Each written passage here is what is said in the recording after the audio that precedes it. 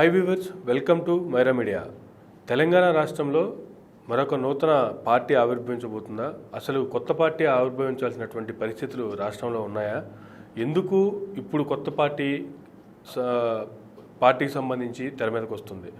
Huzurabad elections నేపథ్యంలో దళిత బంధు ప్రకటించినటువంటి CM KCR గారు ఆ బంధు నేపథ్యంలో గల్ఫ్ కార్మికులకు కూడా గల్ఫ్ బంధు కావాలి అనేటువంటి డిమాండ్లు రావటం, గల్ఫ్ కార్మికులు పట్టించుకోవడం లేదు రాష్ట్ర ప్రభుత్వాలు కావచ్చు, లేదంటే కేంద్ర ప్రభుత్వం కావచ్చు. రాష్ట్రంలో ఏ ప్రభుత్వం అధికారంలోకి వచ్చినా సరే, ప్రతిపక్షమైనా అధికార పక్షమైనా గల్ఫ్ కార్మికులు పట్టించుకోవడం లేదు, వాళ్ళ బాధలు వినడం లేదు అనేటువంటి పరిస్థితులు కూడా ఉన్న నేపథ్యంలో వీటన్నిటి మధ్యలో నుంచే మరొక కొత్త పార్టీ గల్ఫ్ బాధితుల కోసం, గల్ఫ్ కార్మికుల కోసం కావాలి అనేటువంటిది ముఖ్య డిమాండ్తో వస్తున్నటువంటి కొత్త పార్టీకి సంబంధించి ప్రస్తుతం మనతో మాట్లాడటానికి గల్ఫ్ కార్మికుల వలస వ్యవహారాల విశ్లేషకులు భీమారెడ్డి గారు మనతో ఉన్నారు. వారిని అడిగి మరిన్ని విషయాలు అడిగి తెలుసుకునే ప్రయత్నం చేద్దాం. నమస్తే అండి. నమస్తే ఏంటి, ప్రస్తుతం తెలంగాణ రాష్ట్రంలో హాట్ టాపిక్గా చూసుకుంటే హుజూరాబాద్ ఎలక్షన్స్ నడుస్తూ ఉన్నాయి. ఈ నేపథ్యంలోనే వచ్చిందే దళిత బంధు కార్యక్రమం. సో ఈ దళిత బంధుకి గల్ఫ్ బంధుకి ఏందంటారు, అసలు సంబంధం ఏందంటారు? దానికి దీనికి ఎందుకు లింక్ పెడుతున్నారంటారు? అయితే ఏదైనా కానీ ఒక బజ్ వర్డ్ లాగా ఒక సీజన్ ఒకటి ఉంటుందండి. అదే ఇప్పుడు ఎక్కువ ఫేమస్ అవుతుంటుంది. ఇప్పుడు అందరు ఎక్కడ చూసినా హుజూరాబాద్ ఎన్నికల చుట్టే తిరుగుతుంది, న్యూస్ అంతా కూడా వాటి చుట్టే తిరుగుతుంది. అయితే ఈ మధ్యన మన ముఖ్యమంత్రి గారు ఆ హుజూరాబాద్ అసెంబ్లీ నియోజకవర్గ పరిధిలోని దళిత కుటుంబాలకు ఒక్కొక్క కుటుంబానికి 10 లక్షల చొప్పున ప్రతి కుటుంబానికి ఇస్తాము అని చెప్పి కరీంనగర్ జిల్లా కలెక్టర్ గారి ఖాతాకు 2,000 కోట్ల రూపాయలు ట్రాన్స్ఫర్ కూడా చేయడం జరిగింది విడతలుగా. సో దాంతో మిగతా వర్గాలు కూడా, మాకు బీసీ బంధు కావాలి, మైనారిటీ బంధు కావాలి, పేదలకు కూడా కావాలి, ఈ గల్ఫ్ కార్మికులు కూడా కోరుతున్నారు, మాకు కూడా గల్ఫ్ బంధు కావాలి అనేది. న్యాచురల్గా ఒకటి ఏదైనా మార్కెట్లో ఒకటి వచ్చింది అంటే, ఒక నినాదం వచ్చిందంటే దాని చుట్టే తిరుగుతూ ఉంటుంది. కాబట్టి న్యాచురల్గా గల్ఫ్ కార్మికులు కూడా అడుగుతున్నారు. తరతరాలుగా గల్ఫ్ కార్మికులు వివక్షకు గురైపోయినారు, ఇబ్బందుల పాలవుతున్నారు. ఒక 50 సంవత్సరాల వలస జీవితాలు ఇవి. 1970లో మన ఉమ్మడి ఆంధ్రప్రదేశ్ నుంచి వలసలు ప్రారంభమైనాయి గల్ఫ్ దేశాలకు. మరి ఇప్పుడు 50 సంవత్సరాలు దాటిపోయింది. 50 సంవత్సరాల్లో వీళ్ళకుంటూ రాష్ట్ర ప్రభుత్వం కానీ కేంద్ర ప్రభుత్వం కానీ పెద్దగా చెప్పుకోదగ్గ పథకాలు ఏమి చేసిందేం లేదు. దానికోసం వీళ్ళు అడుగుతున్నారు. తెలంగాణ ప్రభుత్వం కూడా ఎన్నో ఆశలు కల్పించింది.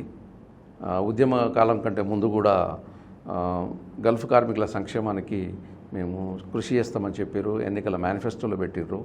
ఆయన ఏది కాలేదు కాబట్టి ఇది సందర్భం కాబట్టి ఇప్పుడు అడుగుతున్నారు. అయితే గల్ఫ్ కార్మికులు అనగానే గుర్తొచ్చేది ఏంటంటే, గల్ఫ్ కంట్రీస్కి వెళ్తారు, బాగా సంపాదించుకుంటారు, అక్కడ వచ్చేటువంటి అమౌంట్ ఇక్కడ కన్వర్ట్ చేసుకుంటే చాలా పెద్ద అమౌంట్ అవుతుంది. వచ్చిన తర్వాత మంచిగా రాజకీయాల్లో కూడా స్థిరపడినటువంటి వ్యక్తుల్ని చాలామందిని చూసాము.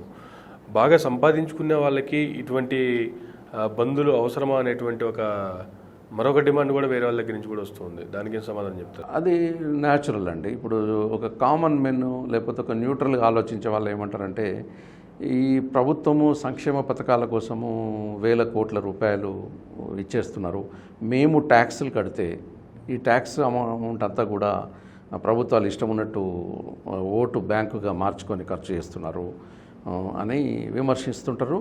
అది న్యాచురల్ కూడా, వాళ్ళు అనుకుంటారు కూడా, మేము 18% GST కడుతున్నాము, మాకేం బెనిఫిట్స్ రావట్లేదు, కానీ మా డబ్బంతా తీసుకుపోయి ఎవరికో ఇచ్చేస్తున్నారు అని అంటారు. అయితే ఇక్కడ దళిత బంధు విషయం లోపల గతంలో ఉన్నటువంటి SC ST సబ్ప్లాన్ బ్యాక్లాగ్ ఉన్నటువంటి 1,000 కోట్ల రూపాయలు ఖర్చు పెట్టని డబ్బును ఇప్పుడు ఈ రూపకంగా ఖర్చు పెడుతున్నారని ప్రభుత్వం ఏదో చెప్తుంది.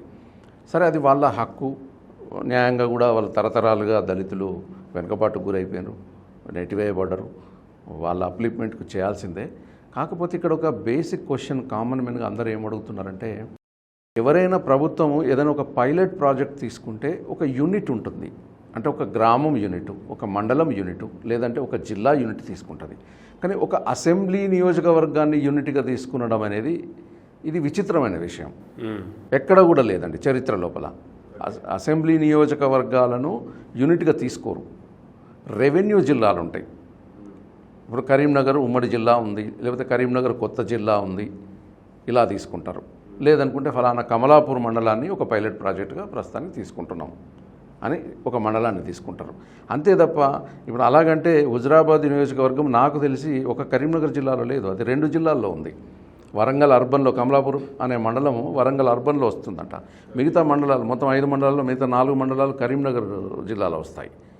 అది కరీంనగర్ పార్లమెంట్లో వస్తుంది. మరి ఇది ఏ బేస్లో తీసుకున్నారు పైలట్ ప్రాజెక్ట్ అనేది? అంటే ఎన్నికలు ఉన్నాయి కాబట్టి తీసుకున్నారని విమర్శ వస్తుంది. న్యాచురల్గా మీరు ఇప్పుడు అడిగారు ఏది గల్ఫ్ వాళ్ళు బాగా డబ్బులు సంపాదించుకుంటారు విదేశాలకు వెళ్ళి, వాళ్ళకి ఇది అవసరమా ఈ హెల్ప్ అని చెప్పి. అయితే ఇందులో మీరు ఇందాకే ఫస్ట్ మీరు మాట్లాడినప్పుడు గల్ఫ్ బాధితులు అనే పదం కూడా వాడాను. మీరు ఎవరిని అడిగినా ఈ పదం వాడతారు.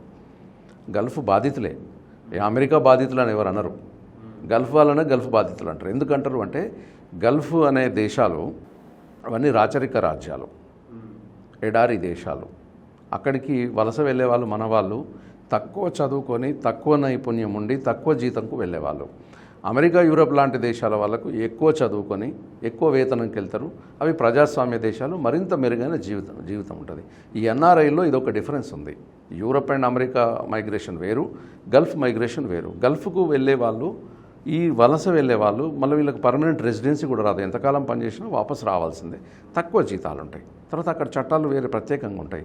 మన భారత ప్రభుత్వం కూడా ఏం గుర్తించిందంటే 1983 38 సంవత్సరాల క్రితం ఎమిగ్రేషన్ యాక్ట్ చేసినప్పుడు 18 దేశాలను నోటిఫై చేసింది.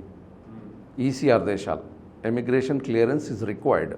అంటే ఈ దేశాల్లో కార్మిక చట్టాలు మన వాళ్ళకు అనుకూలంగా లేవు, చాలా కఠినమైన పరిస్థితులు ఉంటాయి. అంటే ఈ గల్ఫ్ దేశాలు కూడా అలాంటివే. కాబట్టి అక్కడికి మన వాళ్ళు వెళ్తున్నారు. అయితే గల్ఫ్ నుండి వాపసు వచ్చిన వాళ్ళు వాళ్ళ కష్టాల్లో ఉన్నప్పుడు వాళ్ళని ఆదుకోవాల్సిన బాధ్యత ప్రభుత్వానికి ఉంటుంది. అయితే నేను ఇక్కడ ఒక మీకు బేసిక్ డిఫరెన్స్ చెప్తాను. దళిత బంధు అనే పథకం గల్ఫ్ బంధు అనే పథకానికి ఉన్న కంపారిజన్ ఇప్పుడు మెయిన్ అందరికీ ప్రభుత్వ అధికారులకు, ప్రభుత్వానికి ప్లస్ ప్రజలకు కూడా అర్థం కావాల్సింది ఉందంటే, దళిత బంధు అనేది నథింగ్ బట్ సెల్ఫ్ ఎంప్లాయ్మెంట్, స్వయం ఉపాధి. ఒక కుటుంబం యూనిట్గా, కుటుంబంలో 2 ఉండొచ్చు, 3 ఉండొచ్చు, 4 ఉండొచ్చు, 5 ఉండొచ్చు. ఆ ఒక్క కుటుంబంలో ఒక వ్యక్తిని సెలెక్ట్ చేసి ఆ ఒక్క వ్యక్తికి 10 లక్షల రూపాయలు ఆర్థిక సహాయం, అంటే టోటల్ గ్రాంట్, టోటల్ డబ్బులు ఫ్రీ ఇచ్చేస్తున్నారు. మొత్తం ఇచ్చేసి దాంతో ఏదైనా ఒక వ్యాపారము, వృత్తి వాళ్ళకు వచ్చిన ఏది ఉంటే దాన్ని చేసుకోమని బ్రతుకుమంటున్నారు. బాగా డెవలప్ అమ్మంటున్నారు. కంపల్సరీ కావాల్సిందే, కోటీశ్వరులు కావాలి, తప్పులేదు. అయితే గల్ఫ్ నుంచి వాపసు వచ్చిన వాళ్ళు ఏం కోరుకుంటున్నారంటే, ఉచిత పథకాలు ఏం కోరలేదండి. ఎప్పుడు కూడా మాకు ఫ్రీగా ఇమ్మని ఎప్పుడు అడగలేదు. మాకు సపోర్ట్ చేయండి అన్నారు. ఎంఎస్ఎంఈ ఉంది, medium and small scale industries పెట్టుకోవడానికి కానీ, లేకపోతే ఒక డైరీ డెవలప్మెంట్ కార్పొరేషన్ ద్వారా ఏదైనా పాల బిజినెస్ చేసుకోవడానికి, ఒక కోళ్ళ ఫారాలు పెట్టుకోవడానికి, ఓ ఏసీ మెకానిక్ ఉంటాడు, మేసన్ ఉంటాడు, స్టీల్ ఫిట్టర్ ఉంటాడు, రకరకాల వృత్తుల వాళ్ళు ఉంటారు.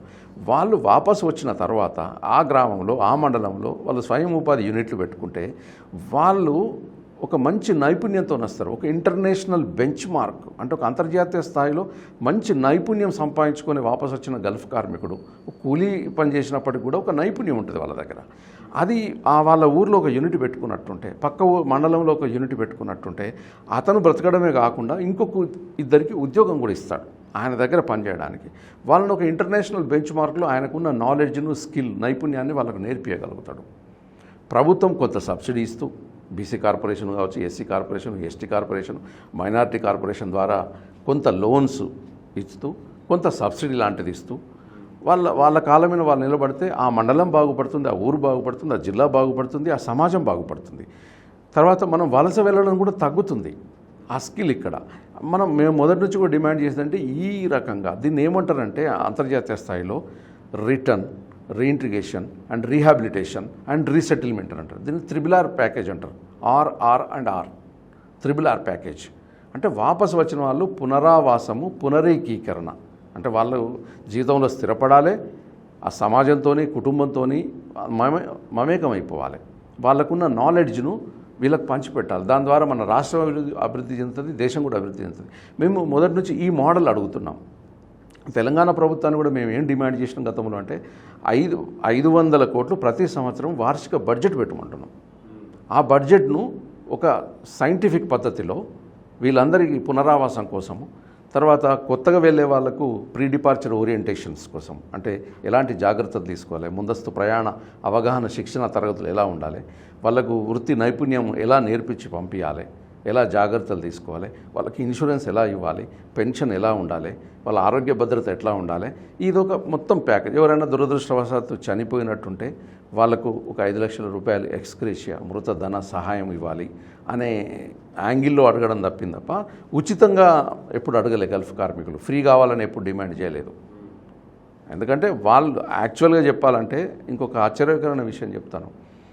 ఈ గల్ఫ్లో మొత్తం భారతీయులు 88 లక్షల మంది ఉన్నారు ఇవాళ భారత ప్రభుత్వ లెక్కల ప్రకారంగా. తెలంగాణకు సంబంధించిన వాళ్ళు 15 లక్షల మంది ఉన్నారు. ఓకే, వీళ్ళే వేల కోట్ల రూపాయలు అక్కడి నుంచి పంపిస్తుంటే మన రిజర్వ్ బ్యాంక్ ద్వారా మన అకౌంట్లకు వస్తున్నాయి. ఆ విదేశీ మార్గదర్శనం ద్వారా పెట్రోల్, డీజిల్ ఇట్లాంటివి కొనుక్కొని కేంద్ర ప్రభుత్వం లాభపడుతుంది. ఈ రాష్ట్ర ప్రభుత్వం ఈ డబ్బు వచ్చి మార్కెట్లో రొటేట్ అయిన తర్వాత ఇది జిఎస్టీ వచ్చి ఈ రాష్ట్ర ప్రభుత్వం కూడా మేము మొన్న లెక్కలు తీసినాము, ప్రతి నెల 150 కోట్ల రూపాయలు నెట్ ప్రాఫిట్ పన్నుల రూపంలో ఈ తెలంగాణ ప్రభుత్వం సంపాదిస్తుంది గల్ఫ్ కార్మికులు పంపించిన డబ్బుపై. మరి ఇంత అంటే సంవత్సరంలో వేల కోట్ల రూపాయలు అవుతున్నాయి. ఇంత సొమ్ము ఈ వీళ్ళ ద్వారా ఈ ప్రభుత్వానికి బెనిఫిట్ అయినప్పుడు సంక్షేమాని కోసం మేము అడిగేది ఓన్లీ ఫ్రేమ్ వర్క్. అంటే పరిశ్రమల శాఖ ఉండొచ్చు, చిన్న పరిశ్రమల శాఖ ఉండొచ్చు, లేకపోతే ఒక ఎడ్యుకేషనల్ ఇన్స్టిట్యూషన్సే ఉండొచ్చు. వీటిల్లో వీళ్ళకు ఒక భాగస్వామ్యం కావాలని చెప్పి మేము కోరుతున్నాం. గల్ఫ్లో పరిస్థితి అసలు కార్మికుల పరిస్థితులు ఎలా ఉంటాయంటారు? అసలు వాళ్ళ జీవన విధానం కావచ్చు, వాళ్ళ వర్కింగ్ స్టైల్స్ కావచ్చు, అసలు ఎలా ఉంటుంది అంటారు? వాస్తవంగా చెప్పాలంటే గల్ఫ్కు వెళ్ళిన వాళ్ళ, ఇప్పుడు ఇందాక మీకు చెప్పాను గల్ఫ్ వలసలు వేరు, యూరోప్ వలసలు వేరు అని. గల్ఫ్కు ఒంటరిగా వెళ్తారు. 100కి 90 మంది సింగిల్గా వెళ్తారు. భార్యా పిల్లలను ఊర్లో వదిలేసి ఒంటరిగా వెళ్ళి కనీసంగా 2 సంవత్సరాలు లేదంటే మ్యాక్సిమంగా గరిష్టంగా 3 ఏళ్ళు 4 ఏళ్ళు కూడా కంటిన్యూస్ ఇంటికి రాకుండా ఉంటారు అక్కడ. అంటే ఎందుకని అలా ఒంటరిగా వెళ్ళడానికి కారణాలు ఏమంటారు? అంటే వీళ్ళు ఫ్యామిలీతో వెళ్ళడానికి అక్కడ వీలు లేదు. ఎందుకు లేదు అంటే వీళ్ళ యొక్క ఆదాయము సపోర్ట్ చేయదు. అంటే కుటుంబాన్ని అక్కడికి తీసుకెళ్ళి వాళ్ళను సాకాలి అంటే ఈయన సంపాదన సరిపోదు. అదే వైట్ కాలర్ ఎంప్లాయీ, ఒక ఇంజనీరు, డాక్టరు, ఒక చార్టర్డ్ అకౌంటెంటు, ఒక ప్రొఫెషనల్ వెళ్తే వాళ్ళు ఫ్యామిలీని తీసుకెళ్తారు. ఎందుకంటే వాళ్ళకి ఎక్కువ శాలరీ ఉంటుంది కాబట్టి. వీళ్ళకి తక్కువ శాలరీ కాబట్టి సింగిల్ మైగ్రేషన్, ఒంటరి వలసలు వెళ్ళాయి. ఈ ఒంటరి వలసలలో వచ్చే సమస్యలు ఏంటంటే వాళ్ళు చాలా కాలం ఇక్కడ నుంచి ఒక 2 సంవత్సరాలు చాలా త్యాగం చేస్తారు. వీళ్ళు ఈ దేశం కోసం, కుటుంబం కోసం వాళ్ళ జీవితాలను త్యాగం చేస్తున్నారు. వీళ్ళను మనం ఒక ఆర్థిక సైనికుల్లాగా పోల్చొచ్చు. మన సైనికులు, డిఫెన్స్ ఫోర్సెస్ ఇవన్నీ కూడా మన దేశం యొక్క సరిహద్దుల్లో ఉండి సంవత్సరాల తరబడి ఇంటికి రాకుండా ఈ దేశాన్ని కాపాడుతూ కాపలాగాస్తారు. ఈ గల్ఫ్ కార్మికులు ఈ సప్త సముద్రాలు దాటి దేశం వెలుపలికి వెళ్ళిపోయి దేశం సరిహద్దులు దాటిపోయి అక్కడ పనిచేస్తూ సంవత్సరాల తరబడి కుటుంబంకు దూరంగా ఉండి వాళ్ళు పంపించే డబ్బు ద్వారా ఈ దేశం యొక్క ఆర్థిక పరిస్థితిని బాగుపరుస్తున్నారు. అయితే ఇందులో అక్కడ కష్టాలు ఉన్నాయి. వాళ్ళు చాలా కాలంగా దూరంగా ఉంటారు. అక్కడ యజమానులతో కొన్ని ఇబ్బందులు ఉన్నాయి. మంచి కంపెనీస్ ఉన్నాయి, అందులో కూడా ఇబ్బందులు పెట్టే కంపెనీస్ ఉన్నాయి. చెప్పిన జీతాలు ఇవ్వరు. ఇక్కడ ఒక శాలరీ చెప్తారు, అక్కడికి వెళ్ళిన తర్వాత శాలరీ ఉండదు. తర్వాత వాళ్ళకున్న స్కిల్ అనేది మిస్ మ్యాచ్ అవుతుంది. వీళ్ళకి వచ్చిన పని అక్కడ ఉద్యోగం దొరకదు. ఆ నైపుణ్యం వీళ్ళకు ఉండదు. ఇది నేర్చుకొని ఇక్కడ నుంచి వెళ్ళాలి. చాలా ఇబ్బందులు ఉన్నాయి. అవన్నీ పరిష్కరించాలంటే రాష్ట్ర ప్రభుత్వము, కేంద్ర ప్రభుత్వం కూడా ఒక సంయుక్త భాగస్వామ్యం లోపల వీళ్ళ యొక్క సేఫ్ అండ్ లీగల్ మైగ్రేషన్ అంటే సురక్షితమైన చట్టబద్ధమైన వలసలను ప్రోత్సహించాల్సిన అవసరం ఉంది. వీళ్ళకు సంక్షేమం పట్ల కూడా ఈ 2 ప్రభుత్వాలు కూడా కొన్ని ప్రణాళికలు తీసుకురావాల్సిన అవసరం ఉంది. 15 లక్షల మంది అధికారిక లెక్కల ప్రకారం తెలంగాణ రాష్ట్రంలో గల్ఫ్ కంట్రీస్లో ఉన్నారన్నారు. ఈ 15 లక్షల మంది కూడా అందరూ సింగిల్ ఫ్యామిలీస్ ఉన్న వ్యక్తులని అందరూ. అయితే ఈ 15 లక్షల్లో నేను చెప్తున్నాను కానీ 90% సింగిల్ మైగ్రేషన్, ఒంటరి వలసలు. ఒక 10% కుటుంబాలతో వెళ్తారు. ఓకే, ఎందుకంటే ఈ వైట్ కాలర్ జాబ్స్ ఉండి ఎక్కువ ఆదాయం ఉన్న వాళ్ళు అలా వెళ్తారు. ఈ గల్ఫ్ మొత్తం అదే. అంటే నాట్ ఓన్లీ ఒక ఇండియన్సే కాదు, మన పక్క దేశాల వాళ్ళు కూడా అదే పరిస్థితి. అంటే శ్రీలంక నుంచి, పాకిస్తాన్ నుంచి, బంగ్లాదేశ్ నుంచి, ఇక్కడ నుంచి వెళ్ళే ఆసియా దేశాల నుంచి వెళ్ళే వలసదారులందరూ కూడా ఒంటరి వలసలే. గతంలో మనం చూస్తూనే ఉన్నాం ఆఫ్ఘనిస్తాన్లో ఏ విధంగా వార్ జరుగుతుంది, తాలిబాన్ల చేతుల్లో కార్మికులంతా చిక్కుకుపోయి కావచ్చు, లేదంటే ఆఫ్ఘనిస్తాన్ దేశం మొత్తం చిక్కుకుపోయి కావచ్చు, ఏ విధంగా ఇబ్బందులు పడుతున్నారు. సో అటువంటి పరిస్థితులు గల్ఫ్లో కూడా ఉంటాయంటారా? అయితే గల్ఫ్లో ఒక 30 ఏళ్ల కింద గల్ఫ్ యుద్ధం జరిగినప్పుడు ఇరాక్ కువైట్ మీద దురాక్రమణ చేసినప్పుడు దాన్ని ఇరాక్ కువైట్ వార్ను ఆ 2 దేశాల మధ్య జరిగిన యుద్ధము అంటే అది ఒక దురాక్రమణ. దాన్ని గల్ఫ్ వార్ అన్నారు. 1991లో జరిగింది. అప్పుడు అక్కడ నుంచి 1,70,000 మంది భారతీయులను అప్పుడు ఐకే గుజ్రాల్ గారు విదేశాంగ మంత్రి ఉండే, ఐకే గుజ్రాల్ గారు, ఇప్పుడు వికే సింగ్ గారు ప్రధానమంత్రి ఉండే. ఆ టైంలో రిటర్న్ తీసుకొచ్చినారు. ఓకే, తీసుకొచ్చినారు. వాళ్ళందరికీ కూడా నష్టపరిహారం ఇచ్చినారు. వాళ్ళందరికీ కూడా అకౌంట్ ఓపెన్ చేసి 1,70,000 మందికి 1,70,000 మందిలో మ్యాక్సిమం ఇచ్చినారు అందరికి కూడా. అప్పుడు యునైటెడ్ నేషన్స్ అప్పుడు నాకు తెలిసి అప్పుడు ఆ 30 ఏళ్ళ కిందనే 60,000, 70,000, ₹1,00,000 వరకు కూడా నష్టపరిహారం ఇచ్చిన ఇండియన్ ఓవర్సీస్ బ్యాంక్లో అకౌంట్స్ ఓపెన్ చేయించేసి వాళ్ళందరికీ యునైటెడ్ నేషన్స్ అంతర్జాతీయ స్థాయిలో వాళ్ళందరూ ఇచ్చారు. దాని తర్వాత ఇరాక్లో కూడా మన వాళ్ళు ఈ మధ్యకాలంలో గత 5-6 సంవత్సరాల్లో కూడా 10 సంవత్సరాల కింద ఇబ్బందులు జరిగినప్పుడు కూడా ఇరాక్లో చిక్కుకుపోయిన సందర్భాలు ఉన్నాయి. ఇప్పుడు ప్రస్తుతము ఆఫ్ఘనిస్తాన్లో చిక్కుకుపోతే కూడా మన వాళ్ళు తీసుకొస్తున్నారు. లిబియాలో కూడా గొడవలైనాయి, ఇలా యమన్లో కూడా గొడవలైనాయి, మన వాళ్ళు అక్కడ చిక్కుపోయిన సందర్భాలు కూడా ఉన్నాయి. అయితే ఇట్లా అప్పుడు మన భారత ప్రభుత్వము ప్రయారిటీ బేస్లో వాళ్ళందరినీ తరలింపు కార్యక్రమం చేస్తుంది. కాకపోతే వాళ్ళకు మళ్ళీ ఉద్యోగాలు ఇవ్వడము, ఆ కాంపన్సేషన్, ఆ నష్టపరిహారం ఇవ్వడం అనేది జరగలేదు. అదొకటి లోపంగా ఉంది. అయితే కొంతమంది ఆఫ్ఘన్లో కూడా మన ఇండియన్స్ కొంతమంది అక్కడ ఉన్నారు, కొంత వర్కర్స్ కూడా ఉన్నారు, అక్కడ పనిచేసుకునే వాళ్ళు కూడా ఉన్నారు, మైగ్రెంట్స్. సో అక్కడి నుంచి వచ్చిన వాళ్ళు ఎవరన్నా మళ్ళీ గల్ఫ్కే వెళ్ళి గల్ఫ్లో కూడా పనిచేసే వాళ్ళు కూడా అట్లాంటి వాళ్ళు కూడా ఎవరన్నా ఉన్నారా? అయితే ఉందండి. ఇప్పుడు ఈ మైగ్రేషన్ అనేది ఎలా ఉంటుందంటే ఇది సర్కులర్ మైగ్రేషన్. ఒక దేశంకి వెళ్ళి అక్కడ ఉద్యోగము పోయిన తర్వాత వాపసు వచ్చిన వ్యక్తి ఇక్కడ కొంతకాలం ఉండి మళ్ళీ ఇంకేదైనా దేశం వెళ్ళాలని ప్రయత్నం చేస్తూ ఉంటాడు. గల్ఫ్లో కూడా చాలా దేశాల్లో ఆమ్నెస్టీలను పెడతారు, క్షమాభిక్షలు పెట్టి ఇర్రెగ్యులర్ మైగ్రెంట్స్ ఎవరైతే ఉన్నారో చట్టబద్ధంగా లేని వాళ్ళని వాపసు పంపిస్తుంటారు. వచ్చిన తర్వాత ఆ దేశం కాకుండా ఇంకొక దేశంకు వెళ్ళాలని ప్రయత్నం చేస్తారు. ఇప్పుడు ఇరాక్ నుంచి వచ్చిన వాళ్ళు కూడా మళ్ళీ వెళ్ళడం, ఇప్పుడు ఆఫ్ఘనిస్తాన్ నుంచి వచ్చిన వాళ్ళు మళ్ళీ ఇంకో దేశంకి వెళ్ళడం. ఈ మధ్య కాలంలో కూడా ఈ 1.5 year నుంచి కూడా ఈ కోవిడ్ వల్ల అన్ని దేశాల నుంచి కూడా రిటర్న్ వచ్చినారు మన వారు. తర్వాత మళ్ళీ ఏదైనా ఒక దేశంకు వెళ్దామనే ఉద్దేశంలో వాళ్ళు మళ్ళీ ప్రయత్నాలు కూడా చేసుకుంటున్నారు. అయితే ఆఫ్ఘనిస్తాన్లో మన వాళ్ళు చాలా తక్కువ ఉన్నారు, 1,500 మంది మాత్రమే ఉన్నట్టుగా భారత ప్రభుత్వం ప్రకటించింది. అందులో చాలామందిని కూడా రిటర్న్ తీసుకొచ్చినారు. వీళ్ళంతా కూడా ఇరాక్లో కానీ ఆఫ్ఘనిస్తాన్లో కానీ అమెరికా నేతృత్వంలోని ఉన్న నాటో దళాలు, నాటో దేశాలన్నీ కలిపి ఏర్పాటు చేసుకున్న ఒక సైనిక కూటమి, వాళ్ళ దగ్గర వీళ్ళంతా సపోర్టింగ్ సర్వీసెస్. ఓకే. ఆ సపోర్టింగ్ సర్వీసెస్లో వీళ్ళంతా పనిచేశారు. ఈ మధ్యకాలంలో మేము ఒక డిమాండ్ కూడా చేసినాము. ఏంటంటే అక్కడ ఉద్యోగాలు ఊడిపోయినటువంటి మన వాళ్ళు ఆఫ్ఘనిస్తాన్లో వాళ్ళు ఉంటే ఎక్కడైనా అవకాశం ఉంటే ఈ నాటో కంట్రీస్ ఈ రీలొకేషన్ అంటే వీళ్ళకున్న ఉద్యోగము షిఫ్టింగ్ చేయడం ఇప్పుడు ఎక్కడైతే అక్కడ, ఎందుకంటే వాళ్ళ ఉద్యోగం పోకుండా ఉండడం కోసం ఏమాత్రం అవకాశం ఉంటే కూడా చూడండి అని కూడా మేము కూడా ఒక అప్పీల్ చేసినాం. ఇప్పుడు 90% అంతా సింగిల్గా వెళ్ళిన వాళ్ళంతా అక్కడ సింగిల్గానే ఉండే టైంలో కూడా రూములు తీసుకునే విషయంలో కావచ్చు, లేదంటే సింగిల్గానే ఉంటారా, లేదంటే కొంతమంది ప్రాంతంలో ఉన్న వాళ్ళంతా కలుసుకొని ఒక రూమ్లో ఉంటాం అట్లా ఉంటారా? అక్కడ ఎలా ఉంటుందంటే చాలా వరకు కంపెనీ అకామిడేషన్స్ ఇస్తాయి, లేబర్ క్యాంప్స్ అని ఉంటాయి. మన దగ్గర కదా హాస్టల్స్ ఉన్నట్టు ఇంటర్మీడియట్ పిల్లలకు 10th పిల్లలకు ఇక్కడ హాస్టల్స్ ఎలా పెడతారో అక్కడ కూడా లేబర్ హాస్టల్స్ ఉంటాయి. అంటే వాటిని లేబర్ క్యాంప్స్ అంటాం మనం.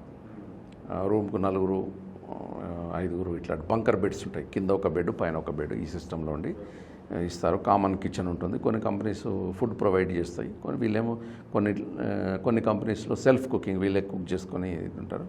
కొన్ని కంపెనీస్ అకామిడేషన్ ఇవ్వకపోతే సిటీలో వీళ్ళే రూమ్లు అద్దెకు తీసుకొని కిరాయిన్లలో ఉండి అట్లా చేస్తూ ఉంటారు. రకరకాలుగా ఉంటారు వీళ్ళు. అయితే గల్ఫ్లో చాలా ఇబ్బందులు పడుతున్నారు, లేకపోతే రూముల్లో ఉండే విధానంలో కావచ్చు, లేదంటే జీతాలు తీసుకునే విధానంలో కావచ్చు, లేదా మీరు అన్నట్లు అక్కడ రాజరిక వ్యవస్థ నడుస్తూ ఉంటుంది, వాళ్ళు రకరకాల ఇబ్బందులకు గురి చేస్తూ ఉంటారు వర్కర్స్ అని చెప్పి కామెంట్స్ కూడా వింటూ ఉంటాం. ఉన్నాయి. ఇప్పుడు అక్కడ కూడా ఏంటంటే మెయిన్ ప్రాబ్లమ్స్ ఎక్కువ వస్తాయంటే నాన్ పేమెంట్ ఆఫ్ వేజెస్, జీతాలు ఇవ్వకపోవడం, తర్వాత ఎక్కువ పని గంటలు పని చేయించుకోవడము. ప్రపంచంలో ఎక్కడైనా కానీ 8 గంటలే డ్యూటీ చేయాలి, మహా అంటే 9 గంటలు, కానీ కొంచెం ఎక్కువ డ్యూటీ అవర్స్ చేయడము, డ్యూటీ ఎక్కువ చేస్తే ఓవర్ టైం ఇస్తామని చెప్పడము, అదొకటి ఉంటుంది. తర్వాత యజమానులు హింసలు పెట్టడము, జీతాలు ఇవ్వకుండా ఇబ్బంది చేయడము. యజమానులు హింసలు పెట్టడం అంటే ఎటువంటి హింసలు పెడతారు? హింసలు కొన్ని సందర్భాల్లో కొట్టడం కూడా జరుగుతుంటుంది. సరైన తిండి ఇవ్వకపోవడం కూడా ఒక హింసనే, సరైన రూమ్ ఇవ్వకపోవడం కూడా హింసనే. యజమానులు ఇబ్బందులు పెట్టడం వల్ల ఆ యజమాని నుంచి వెళ్ళిపోయి దాన్ని కలివెళ్ళి అంటారు, ఇర్రెగ్యులర్ మైగ్రెంట్ అంటారు, పారిపోయి ఇంకో ప్లేస్లో పని చేసుకున్నప్పుడు వీళ్ళ యొక్క స్టేటస్ అంతా పోతుంది. మళ్ళీ ఇంటికి రావాలంటే ఇబ్బంది పడాల్సి వస్తుంది. లేదంటే తెలియక అక్కడ చట్టాలు అతిక్రమించిన సమయంలో చిన్న తప్పులకు కూడా జైళ్ళల్లో ఉంటారు, సంవత్సరాల కొద్ది జైళ్ళల్లో మగ్గుతున్న సందర్భాలు ఉంటాయి. అక్కడ కూడా జనాలు చనిపోతూ ఉంటారు పాపం. సంవత్సరంకు 5,000 పైన చనిపోతున్నట్టు మనకు లెక్కలు ఉన్నాయి భారతీయులు ఎంటైర్ గల్ఫ్ కంట్రీస్లో. తెలంగాణకు సంబంధించిన వాళ్ళే సంవత్సరంకు 200 మంది చనిపోతారు. మన శంషాబాద్ ఎయిర్పోర్ట్లో అకౌంట్స్ చూస్తే మనము ఎయిర్పోర్ట్లో పోలీస్ స్టేషన్ ఉంటుంది, ఆ పోలీస్ స్టేషన్ రికార్డులలో చూస్తే ఏంటంటే కనీసం ఒక 200 శవపేటికలు వస్తూ ఉంటాయి. ఇప్పుడు తెలంగాణ ప్రభుత్వం వచ్చిన తర్వాత ఈ 7 సంవత్సరాల పైచిలకు అయిపోయింది. దాదాపు 8 సంవత్సరాల దగ్గరికి వస్తుంది. ఇప్పుడు 1500 మంది చనిపోయినారు. నెలకు సంవత్సరంకు 200 మంది చొప్పున. వీళ్ళందరికీ కూడా ఒక 5 లక్షలు ఎక్స్గ్రేషియా ఇస్తాన్న ప్రభుత్వం ఇప్పటివరకు రూపాయి ఇవ్వలేదు. ఇప్పుడు మేము కూడా అది ప్రధానమైన డిమాండ్ చేస్తున్నాము. ఇవ్వండి, అయితే ఎక్స్గ్రేషియా అన్న ఇవ్వండి, లేదంటే ఇన్సూరెన్స్ అన్న ఇవ్వండి, ఒక రైతు బంధులాగా, రైతు బీమా లాగా. రైతు బీమా, రైతు చనిపోతే 5 లక్షలు వస్తుంటాయి వాళ్ళకు, కానీ ఇక్కడ రావట్లేదు. కేంద్ర ప్రభుత్వం ఇచ్చినటువంటి ప్రవాసీ భారతీయ బీమా యోజన అని ఒక 10 లక్షల ఇన్సూరెన్స్ ఉంది, కానీ అది అందరికీ ఇవ్వట్లేదు. అది కేవలం ప్రమాద బీమా మాత్రమే. అందులో న్యాచురల్ డెత్, అనారోగ్యంతో చనిపోతే అందులో రావడం లేదు. అయితే కేసీఆర్ గారు గతంలో ఆయన విదేశాంగ సహాయ మంత్రిగా ఉన్నప్పుడా, లేదంటే ఎంపీగా ఉన్నప్పుడు గల్ఫ్ కార్మికుల కోసం ఆయన పోరాడటం కావచ్చు, లేదంటే మన తెలంగాణ వచ్చి మన తెలంగాణలో మనం అధికారంలోకి వస్తే ఈ కార్యక్రమాలన్నీ గల్ఫ్ బాధితుల కోసం ఏర్పాటు చేస్తామని చెప్పి ఇచ్చినటువంటి హామీలన్నీ ఏమైనా అంటారు? అయితే కేసీఆర్ గారు ఒక ఉద్యమ నాయకుడిగా అప్పుడు ఒక 2 ప్రధానమైన స్లోగన్స్ తీసుకున్నారు. తెలంగాణ అప్పుడు ఉద్యమం రగిలిందంటే నీళ్లు, నిధులు, నియామకాలు అనేది ఒక స్లోగను. మరొక స్లోగన్ ఏంటంటే బొంబాయి, బొగ్గుబాయి, దుబాయ్, ఇదొక స్లోగన్. ఈ రెండవ స్లోగన్ ఏంటంటే వలసలకు సంబంధించింది. బొంబాయి అంటే ఈ తెలంగాణ రాష్ట్రం నుంచి మహారాష్ట్ర అనే రాష్ట్రానికి వలస వెళ్ళడం, అంటే ఒక రాష్ట్రం నుంచి ఒక రాష్ట్రానికి వలస వెళ్ళడం. అంటే బొంబాయి అనే వర్డ్కు ఆ మీనింగ్ అండి. అంటే షోలాపూర్ వెళ్తారు మన వాళ్ళు, మహారాష్ట్రలోని బాంబే, పక్కన భీమండి, ఇట్లా రకరకాల రాష్ట్రాలకు మన వాళ్ళు బతకడానికి వలస వెళ్తుంటారు. ఈ బొంబాయి అనే పదం దానికి సూచిస్తుంది. తర్వాత బొగ్గుబాయి అంటే కోల్ మైన్స్, బొగ్గు గనులు ఉన్నటువంటి సింగరేణి ప్రాంతానికి మన వాళ్ళు చాలా గ్రామాల నుంచి అక్కడికి వెళ్ళి పనిచేస్తుంటారు. అక్కడ చాలా, అది కూడా ఒక రకమైన వలస. ప్లస్ అందులో ఆ బొగ్గు గనిలో ఉండే ఓపెన్ కాస్ట్ విషయం కావచ్చు, అండర్ గ్రౌండ్ మైన్స్ కావచ్చు, వాళ్ళ శాలరీస్ కావచ్చు, వాళ్ళ ఇష్యూస్ కూడా కావచ్చు, అదొక ప్రధానమైన సమస్య. తర్వాత దుబాయ్ అంటే ఇది ఒక కవిత్వంలాగా ఒక ప్రాస కలిసేటట్టుగా ఇలా చెప్పారు. దుబాయ్ అనేది మొత్తం విదేశీ వలసలు, ముఖ్యంగా గల్ఫ్ దేశాలకు వలసలు, గల్ఫ్ దేశాలకు మన వాళ్ళు వెళ్ళే వలసలను, ఆ సమస్యను పరిష్కరించడం అనేది ఇదొక నినాదం. ఈ నినాదం పట్ల ఆకర్షితులైనటువంటి ఈ గల్ఫ్ దేశాల్లో ఉన్నటువంటి, గల్ఫ్ దేశాలు కాకుండా మలేషియా, సింగపూర్, ఈవెన్ యూరోప్లో ఉండే అమెరికా, ఇవన్నీ దేశాల నుంచి కూడా అందరూ కూడా ఒకటైపోయి గల్ఫ్ ఉద్యమానికి అక్కడ నుంచి మద్దతు తెలిపినారు. కవిత గారు కూడా అక్కడికి వెళ్ళి ఈ బతుకమ్మ ఉత్సవాలు చేస్తే కూడా పెద్ద ఎత్తున మద్దతు తెలిపినారు. అక్కడ ఉద్యమాలు చేశారు, పెద్ద ఎత్తున ఉద్యమాలు చేసి అక్కడ నుంచి మద్దతు తెలిపారు. వాళ్ళ కుటుంబ సభ్యులు కూడా ఫోన్లు చేసి చెప్పారు మీరు ఉద్యమానికి మద్దతు ఇవ్వమని చెప్పి. ఫైనల్గా మనకు తెలంగాణ అనేది వచ్చింది. అప్పుడు ఏమనుకున్నారు అంటే గల్ఫ్ కార్మికులు మేము కూడా పోరాటంలో భాగమైనాము, మా సమస్యలు పరిష్కారం అవుతాం అనుకున్నారు. అయితే గల్ఫ్ ఉద్యమ సమయంలో కేసీఆర్ గారు ఒక డిమాండ్ చేశారు అప్పుడున్న ప్రభుత్వాన్ని, ఉమ్మడి ఆంధ్రప్రదేశ్లో. ఈ హైదరాబాద్ చుట్టుపక్కల భూముల అమ్మగా వచ్చినటువంటి ఈ 1000 కోట్ల రూపాయలు ఉన్నాయి, ఇందులో నుంచి ఒక 500 కోట్లు వీళ్ళ సంక్షేమానికి ఇప్పుడు కేటాయించాలి, చనిపోయిన వాళ్ళకు 5 లక్షల రూపాయలు ఇవ్వాలి,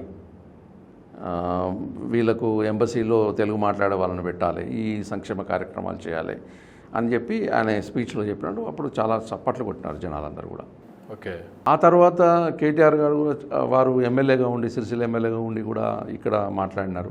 ఈ ఉమ్మడి ఆంధ్రప్రదేశ్లో ఈ ప్రభుత్వము వీళ్ళకేం బడ్జెట్ కేటాయించడం లేదని ఒక ఎమ్మెల్యేగా ఉండి ఆయన మాట్లాడినాడు, వివిధ సందర్భాల్లో మాట్లాడినాడు.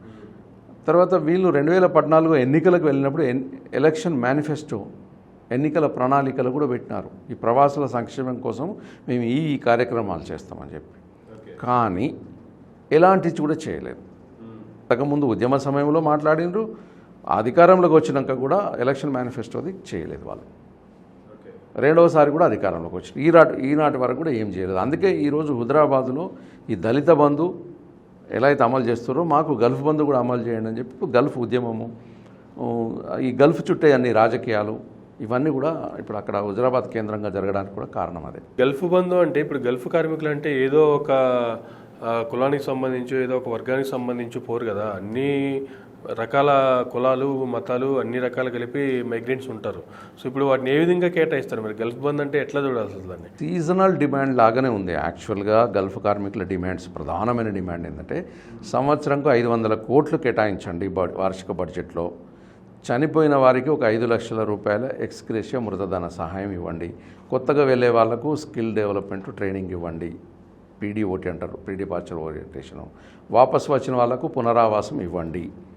వీళ్ళ సంక్షేమాని కోసం ఒక ఇన్సూరెన్స్ పాలసీ, తర్వాత పెన్షన్ పాలసీ ఇట్లాంటివి అని చెప్పి వీళ్ళ గురించి ఒక గల్ఫ్ వర్కర్స్ వెల్ఫేర్ బోర్డు, ఒక సంక్షేమ బోర్డు ఏర్పాటు చేయాలి అనేది ఒక ప్రధానమైన డిమాండ్. దీని మీద ఉద్యమాలు జరిగినాయి, దీని మీద పాదయాత్రలు కూడా జరిగినాయి, రకరకాల ఉద్యమాలు కూడా, ధర్నాలు, ఇట్లాంటి పిటిషన్స్ ఇవ్వడం ఇవన్నీ జరిగినాయి. ఇది ప్రధానమైన డిమాండ్. అయితే ఇప్పుడు హుజురాబాద్లో దళిత బంధు ప్రకటించడం వల్ల గల్ఫ్ కార్మికులు కూడా ఏమంటారు, మాకు కూడా గల్ఫ్ బంధు అంటున్నారు. గల్ఫ్ బంధు అంటే దేనికి, ఆ అర్థం వేరు, ఈ అర్థం వేరు. అక్కడనేమో స్వయం ఉపాధి కోసం 10 లక్షలు ఇస్తున్నారు ఫ్రీ ఆఫ్ కాస్ట్. ఈ గల్ఫ్ కార్మికులు అడిగేది ఏంది, దీని మీనింగ్ చాలా విస్తృతమైంది. గల్ఫ్ బంధు అంటే అర్థం ఏంటి అంటే, బంధువు అంటే రిలేటివ్, అంటే మన చుట్టం, అంటే ఒక ఆత్మబంధువులాగా, మన ఒక చుట్టంలాగా మనం ఆదుకోవాలి అనే ఉద్దేశం. It's a package. అంటే ఒక మంచి ఒక వెల్ఫేర్ బోర్డు ఏర్పాటు చేసి ఒక సంక్షేమ కార్యక్రమం ప్రకటించమని దాని యొక్క విస్తృతమైన అర్థంలో వస్తుంది. ఇప్పుడు మనం తాత్కాలికంగా అనుకుంటే ఈ పునరావాసం కోసము, స్వయం ఉపాధి కోసము లోన్స్ ఇవ్వచ్చు, సబ్సిడీ లోన్స్ ఇవ్వచ్చు, ఏదన్నా ఒక డిపార్ట్మెంట్ను ఎస్టాబ్లిష్ చేయవచ్చు. ఈ సంక్షేమ బోర్డు ఏర్పాటు చేసి దానికి ఒక చైర్మన్ను పెట్టి, దానికి ఒక వ్యవస్థను పెట్టి, జిల్లా కమిటీలు వేసి, అధికారులను పెట్టి వీళ్ళ సంక్షేమానికి పనిచేయవచ్చు. దీనివల్ల సమాజం బాగుపడుతుంది, వాళ్ళు పడుతుంది. మీరు ఇందాక అన్నారు ఇదంతా ఒక కులం కాదు కదా, గల్ఫ్ అనేది ఒక కులం కాదు కదా. కార్మికులం అనేది తెలుగులో ఒక పదం ఉంది. కులం, కార్మికులు అనేది ఒక కులం, అంటే ఒక వర్గం, అంటే ఇది ఒక సెక్షన్ ఆఫ్ పీపుల్ అంటారు. అంటే వీళ్ళందరి క్యారెక్టరిస్టిక్స్ ఏంటంటే, ఏ కులమైనా, ఏ మతమైనా, ఎవరైనా కానీ వీళ్ళంతా కూడా ఏ ఏజ్ గ్రూప్ వాళ్ళైనా, ఏం చదువుకున్న వాళ్ళైనా కానీ అందరు గల్ఫ్ దేశాలకు వెళ్తున్నారు. వీళ్ళందరి సమస్యలు ఒకే రకంగా ఉంటాయి. ఆ గల్ఫ్కి వెళ్ళిన వాళ్ళు అక్కడికి వెళ్ళిన తర్వాత అంతా ఒకటే. వీళ్ళు అక్కడ ప్రభుత్వాల విధానాలు కావచ్చు, మన ప్రభుత్వాల విధానాలు కావచ్చు, దానివల్ల ఇబ్బందులు పడిన. ఇప్పుడు ఇందాక మీరు గల్ఫ్ బాధితులు అని మాట్లాడినారు. మనకు గల్ఫ్ బాధితులు అనే పదం ఉండకూడదనేది కూడా మేము ఉద్యమం చేస్తున్నాము. గల్ఫ్ భాగ్యవంతులు కావాలి. ఇప్పుడు మరి బంగారు తెలంగాణని ఎట్లా అంటున్నారో, బంగారు గల్ఫ్ కావాలి, కార్మికులు కూడా భాగ్యవంతులు కావాలా. సంవత్సరానికి 1000 కోట్ల ఆదాయం ఇస్తున్నటువంటి వాళ్ళు అక్కడ సంపాదన పరంగా అంత భాగ్యవంతులే కదా. మరి మీరు అనేది భాగ్యవంతులు కంపారిజన్లో ఏముంటుందంటే, గల్ఫ్ వెళ్ళిన వాళ్ళు ఇక్కడున్న కార్మికుల కంటే ఎక్కువ సంపాదిస్తాడు కదా అనేది ఒక న్యాచురల్ కంపారిజన్ ఉంటుంది. వాళ్ళకి ఏం అవసరం గవర్నమెంట్ సపోర్టు, వాళ్ళే ఎన్ఆర్ఐస్ బాగా సంపాదించుకుంటున్నారు అనేది ఒక కామన్ మెన్ అడిగే ప్రశ్న. కానీ ఇక్కడ దీని వెనుక ఏంటంటే, ఇక్కడ ఉన్న వాళ్ళు ఒక ఉద్యోగం చేయాలి, ఒక కూలి చేయాలంటే ఎలాంటి డబ్బులు అవసరం లేదు. ఎవరైనా ఒక దుకాణంలో జీతం ఉండాలి, లేకపోతే ఒక వ్యవసాయదారుల దగ్గర ఒక పాలేరుగా జీతం ఉండాలి, ఒక దగ్గర డ్రైవర్గా జీతం, అంటే ఒక ఉద్యోగం చేయాలి, ఇంకొకరి దగ్గర ఇంకోటి చేయాలంటే నీకు డబ్బుతో పని లేదు, మీకు నేరుగా ఉద్యోగం ఇచ్చేస్తారు ఇక్కడ. కానీ గల్ఫ్ ఉద్యోగం సంపాదించుకోవడం కోసము ఒకప్పుడు అంటే లక్షల్లో ఉండేది, కానీ ఈరోజు కనీసంగా 50,000, గరిష్టంగా 1,00,000, ఒక 50,000 నుంచి 1,00,000 రూపాయలు పెట్టుబడి పెట్టి ఆ వ్యక్తి ఆ ఏజెంట్లకు పేమెంట్ చేసి, ఏజెన్సీస్ భారత ప్రభుత్వమే చెప్పింది 30,000 రూపాయలు అధికారికంగా పేమెంట్ చేయాలి. ఆ 30,000 రూపాయలకు 18% GST కూడా పేమెంట్ చేయాలి. ఏజెంట్లకు డబ్బు కట్టినప్పుడు ఒక 5,600 రూపాయలు అవుతుంది GST. 30,000 క్యాష్ కట్టాలి, ప్లస్ 5,600 కూడా క్యాష్ కట్టాలి, ట్యాక్స్ కట్టి ఈయన ఫ్లైట్ ఎక్కి పోవాలి. కానీ అది యాక్చువల్గా అంతుంది, కానీ ఏజెంట్లు ఎక్కువ తీసుకుంటారు. ఫ్లైట్ ఛార్జెస్ అని, ఇదని అదని దాదాపు 50,000, 60,000, 70,000, 1,00,000 వరకు కూడా ఇది పోతూ ఉంటుంది. అంటే ఈ వీళ్ళు పెట్టుబడి పెట్టిపోతున్నారు. ప్లస్ వీళ్ళు చేసే త్యాగాలు ఏంటంటే కుటుంబానికి దూరంగా ఉంటున్నారు, చాలా కష్టపడుతున్నారు. తర్వాత ఇది రిస్క్తో కూడుకున్న పని. ఖచ్చితంగా 100% సంపాదిస్తారనే గ్యారంటీ కూడా లేదు. ఇక్కడ ఉపాధి ఉన్నట్టుంటే, ఊర్లో సరి అయిన ఉపాధి ఉన్నట్టుంటే వారు వేరే దేశం ఎందుకు వెళ్తారు?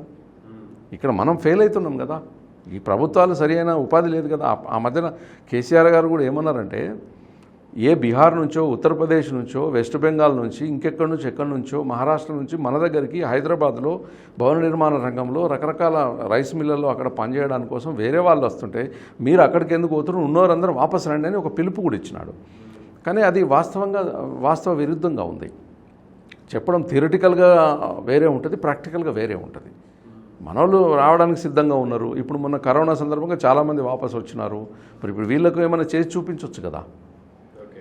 అయితే మీరు అనేది ఏంటంటే, వాళ్ళు ధనవంతులైన కార్మికులు, వాళ్ళు ఇక్కడ పోల్చుకున్నప్పుడు అనేది ఉండదు కదా, దాని వెనుక ఇంత పెద్ద చరిత్ర ఉంటుంది. ఎప్పుడైనా ఎలక్షన్స్ వచ్చినప్పుడు తెలంగాణ రాష్ట్రంలో ఒకవేళ మేము ఇందాక మీరు అన్నట్లుగా చూసుకుంటే సిరిసిల్ల ప్రాంతంలో కావచ్చు, కరీంనగర్ ప్రాంతంలో కావచ్చు, ఎక్కువ వలస కార్మికులు ఉన్నటువంటి ప్రాంతంగా అది అభివర్ణించారు. సో వాళ్ళు ఎలక్షన్స్ ఉన్నప్పుడు వాళ్ళ డిసైడర్ ఫ్యాక్టర్ కూడా ఎక్కువే ఉంటుంది అనేటువంటి కామెంట్స్ కూడా నడుస్తున్నాయి. గత జనరల్ ఎలక్షన్ జరిగినప్పుడు కూడా చూసాం మనం. కేసీఆర్ గారి కూతురు కవిత గారు ఓడిపోవడం కావచ్చు, ఇంకా 2 ఎంపీ స్థానాలు కూడా కోల్పోవడం కావచ్చు టీఆర్ఎస్. దాంట్లో ప్రధాన పాత్ర గల్ఫ్ కార్మికులు కూడా పోషించారు అనేటువంటి కామెంట్స్ కూడా ఉన్నాయి. దానికి ఏం చెప్తారు? అవును, కాకపోతే ఈ నిజాల్ని అంగీకరించడానికి ఏ రాజకీయ పార్టీ కూడా సిద్ధంగా లేదు.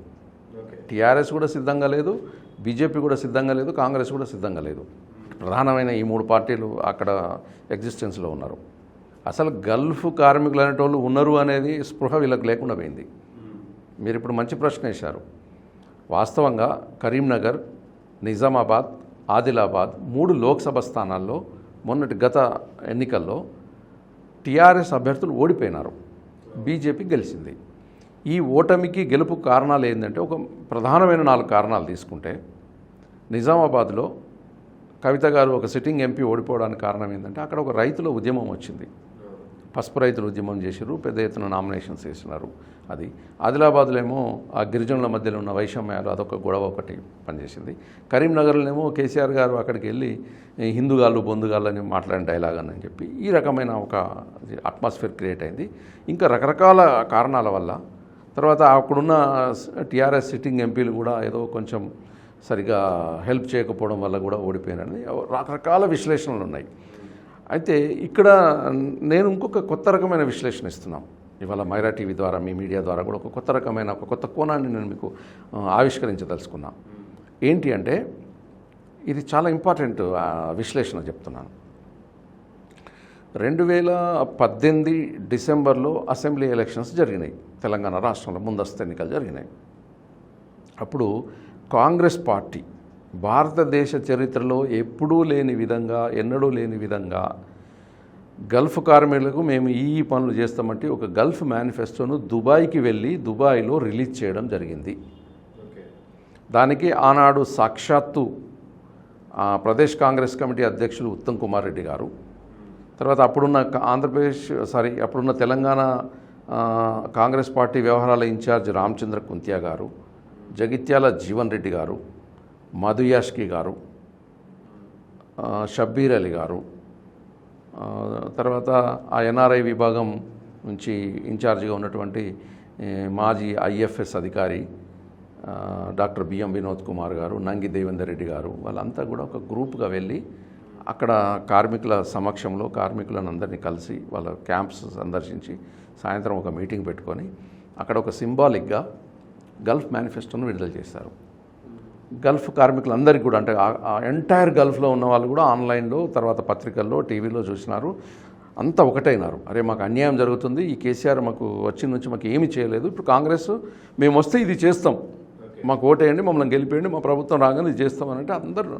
కానీ వాస్తవంగా ఏం జరిగిందంటే గ్రౌండ్ రియాలిటీ ఈ గల్ఫ్ ప్రాంతంలో కాంగ్రెస్ గెలవలే, టీఆర్ఎస్ యాజ్ ఇట్ ఈస్ గెలిచి స్వీప్ చేసింది, వన్ సైడ్ వచ్చేసింది.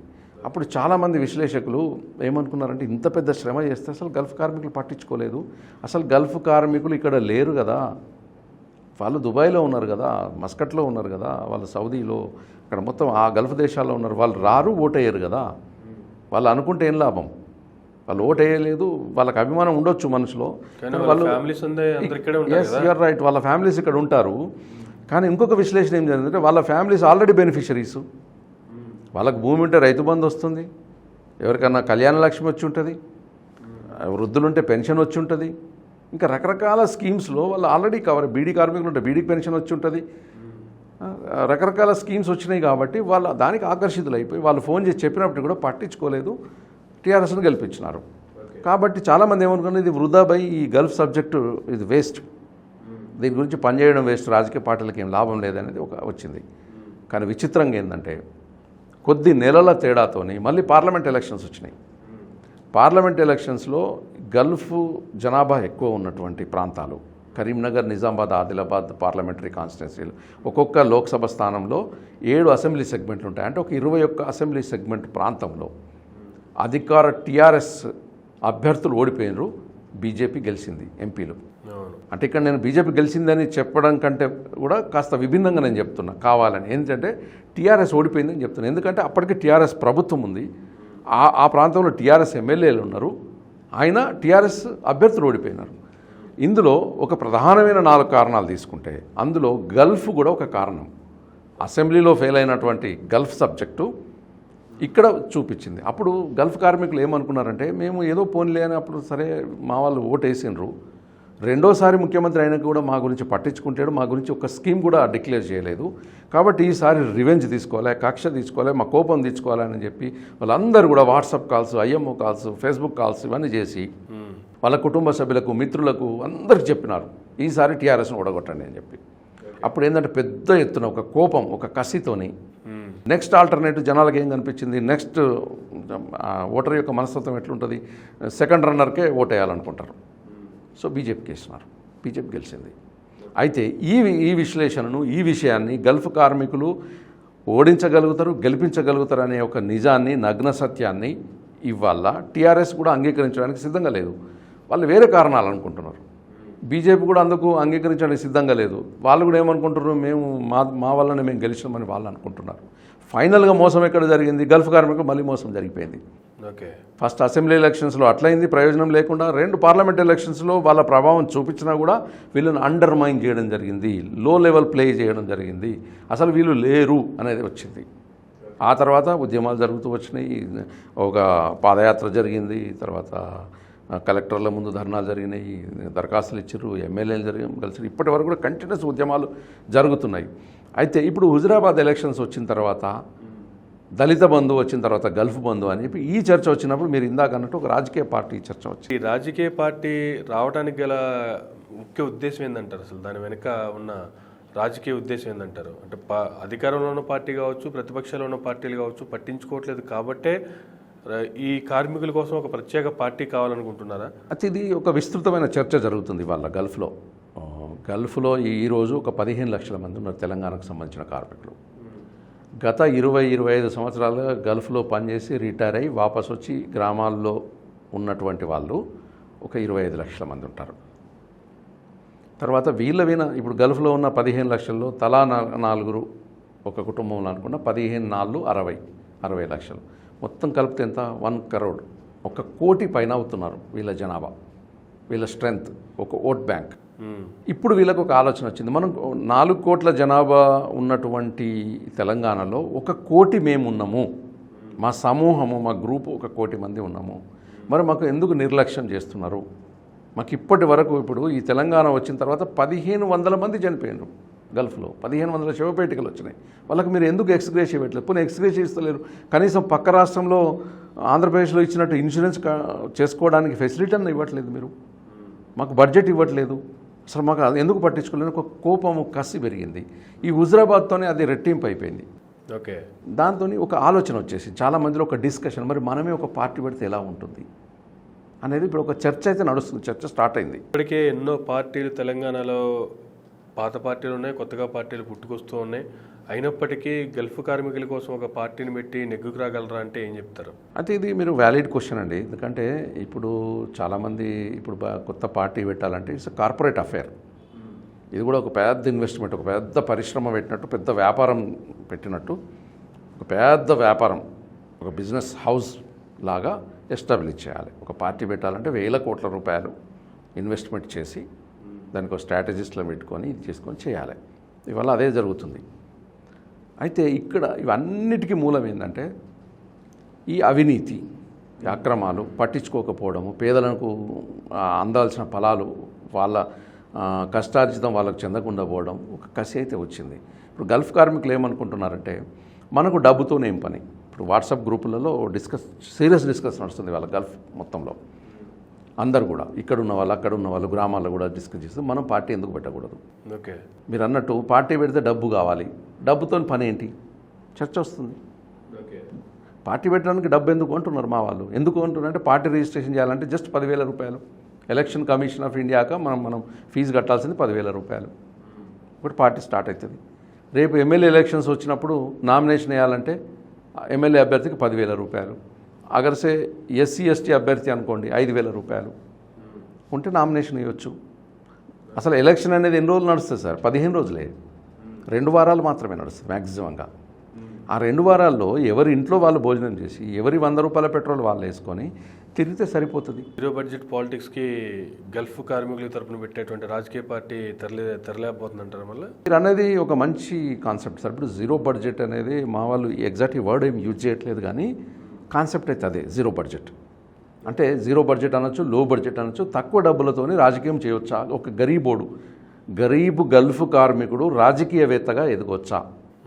అంటే 1,000 కోట్ల రూపాయలు తీసుకొచ్చి పెట్టి ఖర్చు చేయాల్సిన అవసరం లేదు.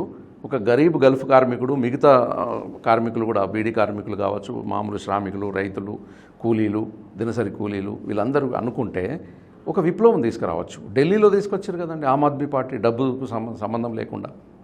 ఇక్కడ కూడా చేయవచ్చు. మీరు అన్నారు ఒక మంచి ప్రశ్న ఏంటంటే, వీళ్ళు ఎలా వీళ్ళు ఏ రకంగా ముందుకు వెళ్తారంటే, ఇవాళ రేపు దాదాపుగా గల్ఫ్లో ఉన్న వాళ్ళ చేతిలో ఫోన్ ఉంటుంది, స్మార్ట్ ఫోన్ ఉంటుంది.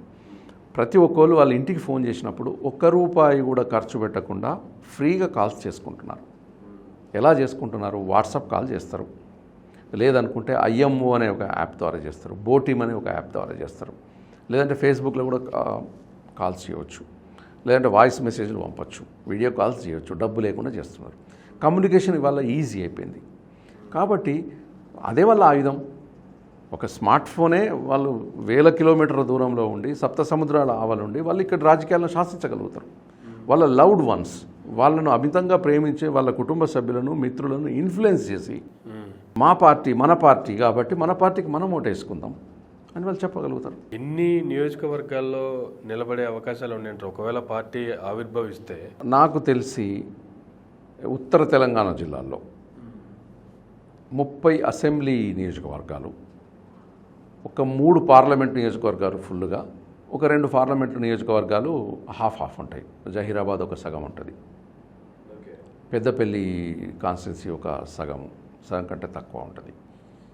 ఇలా ఒక 30 అసెంబ్లీ సెగ్మెంట్లో దీని ప్రభావం ఉంటుంది. ఈ గల్ఫ్ కార్మికులు, వారి కుటుంబ సభ్యులు గెలుపు ఓటములను ప్రభావితం చేయగలుగుతారు, గెలిచేవాడిని ఓడించగలుగుతారు, స్థానాలను ఏ విధంగా అయితే ప్రభావితం చేస్తారో ఆ 3 ప్రాంతాల్లోనే ఆ 3 పార్లమెంట్ నియోజకవర్గాల్లో నిలబెడతారు. ఎస్, ఆ 3 పార్లమెంట్ నియోజకవర్గాలు పక్కన జహీరాబాద్, ఇటు పక్కన Peddapalli, part of even Hanamkonda, ఇట్లాంటి ప్లేసెస్ కూడా, అంటే వరంగల్ ఏరియా కొంత ఉంది.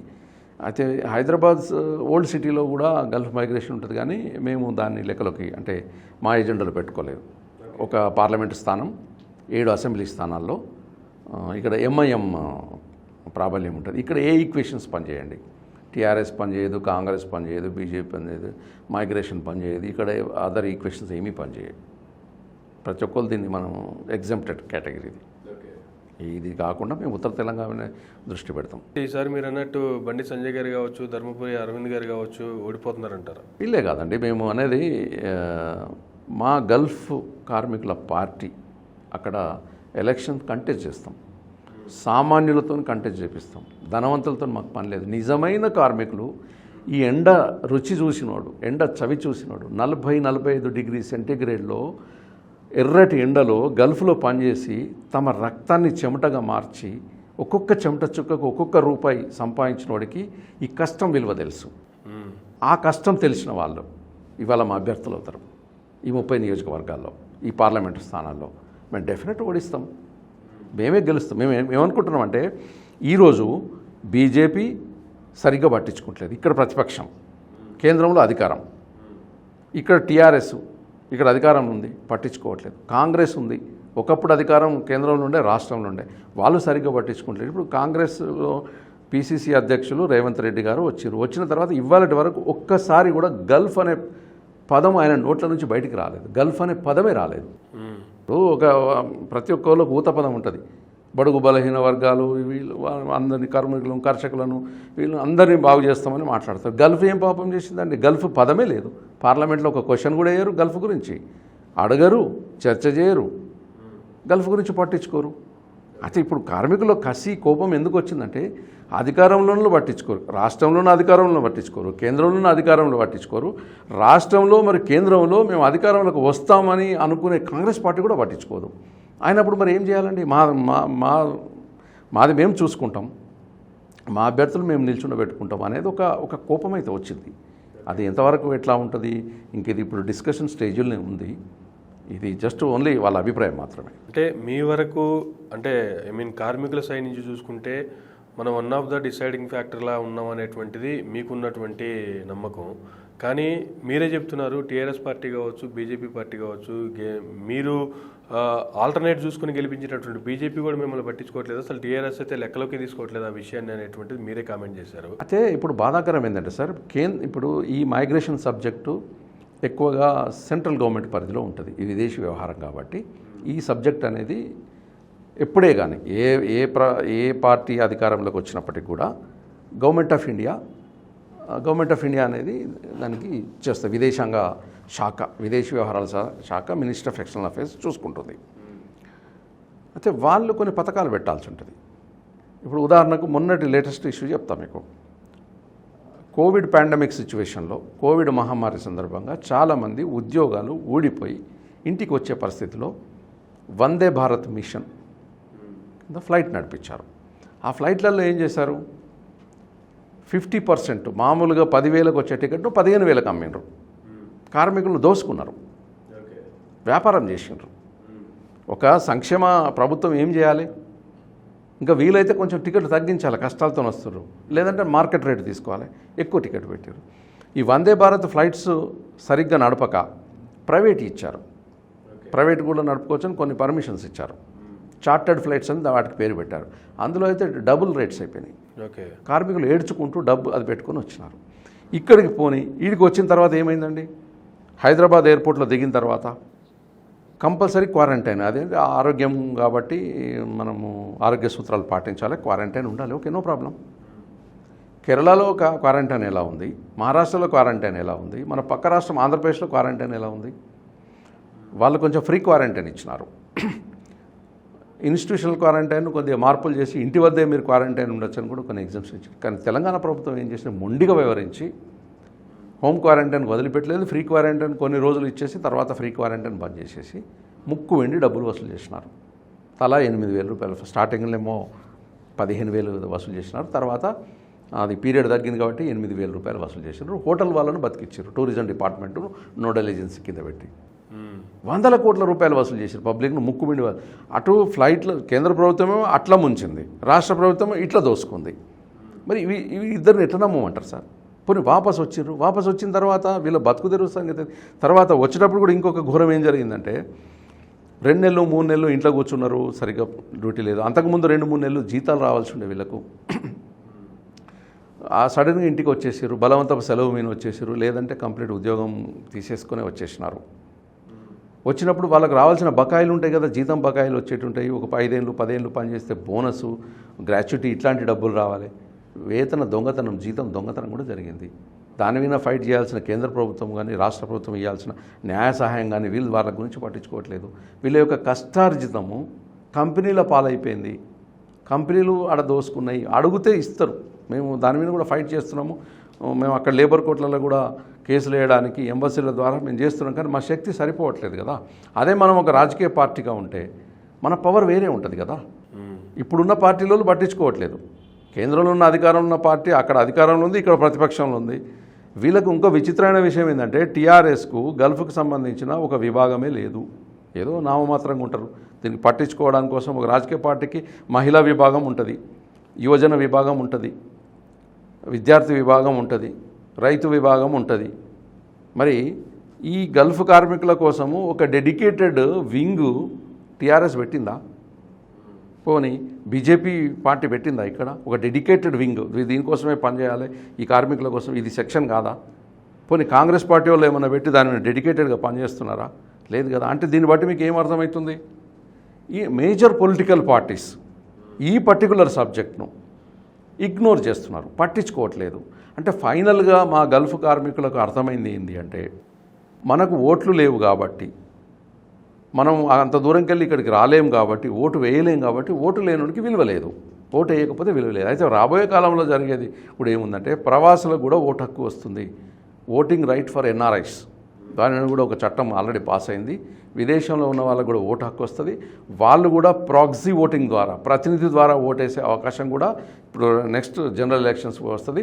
అప్పుడు ఈ గల్ఫ్లో ఉన్న 88 లక్షల మంది భారతీయులు కావచ్చు, మన తెలంగాణకు సంబంధించిన 15 లక్షల మంది కార్మికులు కూడా వాళ్ళు అక్కడ ఉండి ప్రాక్సీ ద్వారా ఇక్కడ ఓటేయచ్చు. ప్రాక్సీ అంటే ఆన్లైన్ ఓటింగ్ కాదు, అక్కడ ఉండి ఆన్లైన్లో ఓటేయడం కాకుండా వాళ్ళు ఇక్కడ ఎవరికైనా ఒక అధికారం ఇచ్చి వాళ్ళ అన్న తమ్ముడు లేకపోతే వాళ్ళ కుటుంబ సభ్యులకు ప్రాక్సీ ఇచ్చేసి, ప్రాక్సీ అంటే ప్రతినిధి, ఆ ప్రతినిధికి ఆథరైజ్ చేస్తే వాళ్ళు వాళ్ళ తరఫున ఓటేయచ్చు. ఇట్లాంటి అవకాశం కూడా ఉంది. అది కూడా ఇవన్నీ కూడా మేము దృష్టిలో పెట్టుకొని మా వాళ్ళకు కూడా ఓటు హక్కు రాబోతుంది కాబట్టి, విదేశం నుండి కూడా ఓటు వాళ్ళు వేయగలుగుతారు కాబట్టి దీనికోసము ఒక రాజకీయ పార్టీ అవసరం ఉందని చెప్పి ఒక విస్తృతమైన చర్చ అయితే జరుగుతుంది. ఇది ఎక్కడికి దారితీస్తుంది, ఎట్లా దారితీస్తుంది అనేది కూడా కాలమే దీనికి సమాధానం చెప్తుంది. అయితే ఒక్క విషయం మాత్రం చెప్పాల్సిన, ఇప్పుడున్న ప్రధాన రాజకీయ పార్టీలు గల్ఫ్ సమస్యను పట్టించుకోవడం లోపల ఫెయిల్ అయినాయి. ఇప్పుడు ఇక్కడ ఉన్నటువంటి పరిస్థితులు బట్టి చూసుకుంటే, ఇందాక మీరు అన్నారు నా విడతల వారీగా ఇప్పటికే 2000 కోట్లు కరీంనగర్ జిల్లా కలెక్టర్ అకౌంట్కి విడుదల చేయడం జరిగిందని కూడా మీరే ఒప్పుకున్నారు. అంటే ఇప్పుడు అక్కడ బై ఎలక్షన్ ఉంది కాబట్టే ఈటెల రాజేందర్ అనే వ్యక్తిని ఏ విధంగా అయినా ఓడగొట్టాలనేటువంటి ఒకే ఒక్క నిదానంతో పనిచేస్తున్నటువంటి టీఆర్ఎస్ గవర్నమెంట్ ఇప్పటికే 2000 కోట్లు ఖర్చు పెట్టింది. ఇంకెన్ని వేల కోట్లు ఖర్చు అవుతుందో కూడా తెలియనటువంటి పరిస్థితి ఎలక్షన్ అయిపోయేలోపు. ఒక్క ఎమ్మెల్యే నియోజకవర్గానికి సంబంధించే ప్రభుత్వం ఇంత ప్రతిష్టాత్మకంగా తీసుకుని ఇన్ని వేల కోట్లు ఖర్చు పెడుతూ ఉంటే, without money zero budget politics ద్వారా మేము అధికారంలోకి రావచ్చా, లేదంటే జనాలకి మేము కూడా ఉన్నాం చూపించుకోవచ్చా, ఒక పార్టీ స్థాపించవచ్చా అంటే అయ్యే పని అంటారు అసలు? ఇది వ్యాలిడ్ క్వశ్చన్ అండి. చాలామంది ఇప్పుడు మా వాట్సాప్ గ్రూపుల్లో గల్ఫ్ కార్మికులు వాళ్ళ కుటుంబ సభ్యులు సీరియస్లీ డిస్కస్ చేస్తున్నారు. ఈ కాలంలో డబ్బు లేకుండా ఇప్పుడు ఎదురుగానేమో వేలు లక్షలు ఖర్చు పెట్టి ఫైట్ చేసే ఫైటర్స్ ఉన్నప్పుడు మన దగ్గర డబ్బులు లేకుండా, ఇప్పుడు మనకు పెట్రోల్కే డబ్బులు లేవు, లేకపోతే తినడానికే కష్టంగా ఉంది, లేకపోతే మనం ఎలా ఈ ఖర్చులు ఎలా మనం పెట్టాలి అనే సిచ్యువేషన్లో మనం ఎలా గెలుస్తాము అని అంటే వెరీ సింపుల్ అండి. మన చరిత్రని చెప్తుంది. గతంలో చూస్తే 1977లో ఇందిరాగాంధీ గాలి, 78లో ఆ కేంద్రంలో ఎలక్షన్, రాష్ట్రంలో ఎలక్షన్స్ ఇక్కడ మేము చూడడం జరిగింది. నేను స్వయంగా చూశాను. అప్పుడు నేను చిన్న పిల్లోడిని, బట్ నేను చూశాను. 1983 ఎన్టీ రామారావు గారు వచ్చిన గాలి కూడా చూడడం జరిగింది. సామాన్యులు గెలిచినారు. సిద్ధాంతం కరెక్ట్గా ఉండాలి. డబ్బు అప్పుడు పెద్ద లేకుండే. డబ్బు అవసరమే, కానీ కనీస అవసరాలకు అవసరం, మినిమం ఎక్స్పెన్సెస్ తప్ప ఓటర్కు లంచం ఇవ్వాలి, పెద్ద ఎత్తున ఖర్చు పెట్టాల్సిన అది అవసరం లేదు. ఆ తర్వాత టీఆర్ఎస్ కూడా ఎలా గెలిచిందండి? డబ్బు ఎక్కడదండి? టీఆర్ఎస్ ఫస్ట్ గెలిచినప్పుడు గాలిలో గెలిచింది కదా, అభిమానంతోనే కదా. మరి చాలాసార్లు కేసీఆర్ గారు రాజీనామా చేస్తూ ఉప ఎన్నికల్లో గెలిచారు. ఎన్నికలను ఎత్తుగడ కింద ఉపయోగించుకున్నారు. ప్రచారానికి మన యొక్క భావవ్యాప్తి, మన యొక్క సిద్ధాంతము, మన యొక్క వాదనను ప్రజలకు వినిపించడం కోసము ఎన్నికలను ఎత్తుగడ, ఎలక్షన్ యాజ్ స్ట్రాటజీ కింద చేశారు. ఇక్కడ కూడా మేము హుజరాబాద్ ఎలక్షన్ కూడా ఒక స్ట్రాటజీ కిందనే ఉపయోగిస్తాము. అదే పద్ధతిలో ఫైట్ చేస్తాము. మళ్ళీ ఇప్పుడు మనకు ఢిల్లీలో ఆమ్ ఆద్మీ పార్టీ డబ్బు లేకుండా గెలవచ్చని కూడా వాళ్ళు నిరూపణ చేసిండ్రు. ఇక్కడ కూడా నేను ఒక చిన్న ఉదాహరణ చెప్తున్నా అండి. చాలా డబ్బు ఖర్చు పెట్టి ముందు మందిరం కట్టి తర్వాత తీసుకుపోయి దేవుణ్ణి ప్రతిష్ఠించడం అనేది కాదు. నిజంగా మనకు భక్తి ఉండి అన్నట్టుంటే మన చిన్న విగ్రహము, అది రాయో రప్పనో, మన దేవుడని మనం అనుకున్నట్టుంటే ఒక చెట్టు కింద పెట్టి బాగా మొక్కి మనం పూజలు స్టార్ట్ చేసేస్తే, మన భక్తిని చాటుకుంటే తర్వాత ప్రజలు కూడా తండోపతండాలుగా వస్తారు. భక్తి రోజు రోజుకు పెరుగుతుంది. ప్రజలు కూడా పెద్ద ఎత్తున వస్తారు. ఇప్పుడు మా పార్టీ కూడా ఇప్పుడు మనం పెట్టాలని అనుకుంటున్నాం కదా, ఇట్స్ అండర్ డిస్కషన్ స్టేజే. ముందు స్టార్ట్ అయిన తర్వాత వన్ బై వన్ వస్తారు. వచ్చిన తర్వాత రష్ పెరుగుతుంది. ఇప్పుడు దేవునికి ఒక మామూలుగా మనం ఎక్కడైతే చేసుకుంటామో తర్వాత వచ్చి ప్రజలు భక్తులు ఏం చేస్తారు, దానికి కావాల్సిన ల్యాండ్ తీసుకుంటారు, భూమి తీసుకుంటారు, నిర్మాణం చేస్తారు, విరాళాలు వేసుకుంటారు, పెద్ద గుడి కడతారు. ఈ దేవుని తీసుకుపోయి అందులో ప్రతిష్ఠిస్తారు. వాళ్ళేమో డబ్బులు బాగున్న వాళ్ళు రెడీమేడ్ ముందు గుడి కట్టి తర్వాత దేవుని పెడతా అంటారు. మేము అట్లా కాదు, ముందు దేవుడు. అంటే దేవుడు అంటే ఇక్కడ ఏంటి అంటే మన సిద్ధాంతంలో మన బర్నింగ్ డిజైర్ ఏదైతే ఉందో, మన యొక్క మండుతున్న కోరిక ఏదైతుందో ప్రజల్లో ఉంది. ప్రజలకు డబ్బుతోనే పని లేదండి. ఏంటి ఓటేయడం కదా. ఒకప్పుడు అంటే ఇట్లా బట్టి గుద్దేది కదా, అట్లా గుద్దుడు కాదు, వేలుతో నొక్కడం అంతే. ఎలక్షన్ రోజు 1 గంట 2 గంటల టైం ఇచ్చి పోయి నొక్కడమే. మీ ఇంట్లో మీరు ఉండండి, మీరు ఎటు తిరగవలసిన అవసరం లేదు. మేము ఎక్కువ పోస్టర్లు కూడా వేయము, కరపత్రాలు కూడా పెద్దగా కొట్టేయాల్సిన అవసరం లేదు. మాకు స్మార్ట్ ఫోన్లే మాకు ఆయుధాలు, దుబాయ్లో ఉన్నోళ్ళు ఇక్కడ ఉన్నోళ్ళు స్మార్ట్ ఫోన్ల ద్వారా ఇన్ఫర్మేషన్ ఇస్తారు. స్మార్ట్ ఫోన్ లేని వారు ప్రజలు కూడా ఇక్కడ ఉంటారు గ్రామాల్లో. కానీ ఎవరైతే ఉన్నోళ్ళు ఉంటారో వాళ్ళు మౌత్ టు మౌత్ క్యాన్వాస్ చెప్తారు, మనిషికి మనిషి చెప్పుకుంటారు, చెప్పుకొని చేస్తారు. మాకైతే విశ్వాసం ఉంది మేము గెలుస్తాము అని. ఎందుకంటే గెలవడం ఇన్ ద సెన్స్ రాజకీయాలంటే ఒక తప్పుడు అభిప్రాయం కూడా ఏంటంటే రాజకీయ పార్టీలు అనేవి ఎన్నికల కోసమే, అంటే ప్రజాప్రతినిధులను గెలిపించుకోవడం కోసమే కాదు. రాజకీయ పార్టీ యొక్క ఉద్దేశం కూడా ఏంటంటే ఒక వ్యవస్థాగత నిర్మాణం జరగాలి, సిద్ధాంతాలు చెప్పాలి, కష్టసుఖాలు ఉన్నప్పుడు ప్రజలకు అండగా ఉండాలి, ఫెసిలిటీస్ ఇవ్వాలి, వాళ్ళ హక్కులను కాపాడాలి. ఏదన్నా ఒక ప్రభుత్వం ఒక పథకం ప్రవేశపెట్టినప్పుడు వాళ్ళకు అందేలాగా చేయాలి.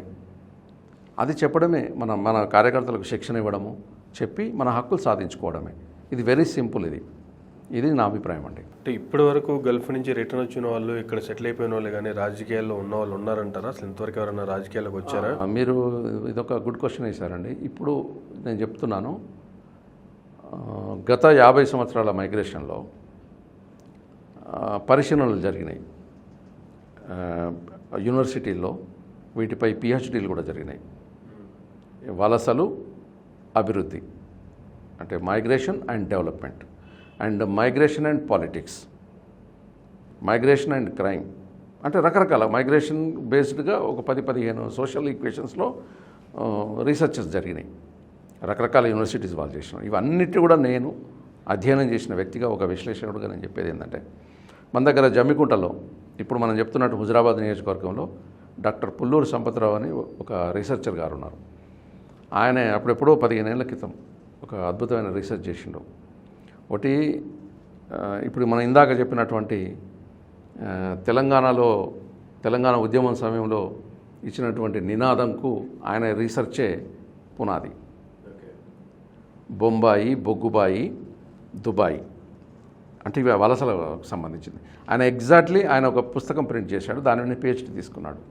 Power structure, migration and power structure అని చెప్పి, అంటే వలస వెళ్ళిన వ్యక్తి రాజకీయ అధికారం ఎలా సంపాదించుకోగలుగుతాడు, బొంబాయి, భీమండి, షోలాపూర్ పోయినటువంటి వ్యక్తి కొంతకాలం అక్కడ బతికొచ్చి ఊర్లో వార్డు మెంబర్కి ఎలా గెలిచిండు అనే ఒక స్టేటస్ ఎలా పెరిగింది, బొగ్గుబాయికి ఒక కూలీగా వెళ్ళిన వ్యక్తి కొన్ని డబ్బులు సంపాదించి ఊర్లోకి వచ్చిన తర్వాత ఆ ఊర్లో సర్పంచ్గా ఎలా గెలవగలిగిండు, ఆయన కుటుంబ సభ్యులను సర్పంచ్గా వార్డు మెంబర్గా ఎలా గెలిపించుకోగలిగిండు, తర్వాత గల్ఫ్ దేశానికి వెళ్ళిన వ్యక్తి ఆయన వాపసు వచ్చిన తర్వాత గ్రామంలో వార్డు మెంబర్గా సర్పంచ్గా ఆయన కుటుంబ సభ్యులను ఎలా గెలిపించుకోగలిగిండు, తర్వాత వాళ్ళ సామాజిక మార్పులు ఎలా జరిగినాయని చెప్పి డాక్టర్ పుల్లూరు సంపత్రావు గారు సవివరంగా ఒక రిపోర్ట్ సబ్మిట్ చేసిండు.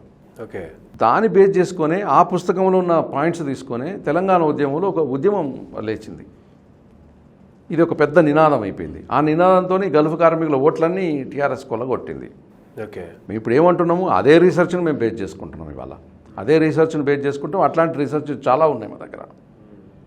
అంటే ఈ పవర్ ఎట్లా ఉంటుంది, ఒక మైగ్రెంట్ వర్కర్ యొక్క పవర్ ఎంత ఉంటుంది అనేది అవన్నీ రీసెర్చ్ చాలామంది మేధావులు ఉన్నారు, రిటైర్డ్ ప్రొఫెసర్స్ ఉన్నారు మా దగ్గర కూడా. ఇప్పుడు మాకు సపోర్ట్ చేసే retired IAS, retired IPS officers, చాలామంది మేధావులు, జాతీయ స్థాయిలో కూడా మాకు ఒక వేదిక ఉంది.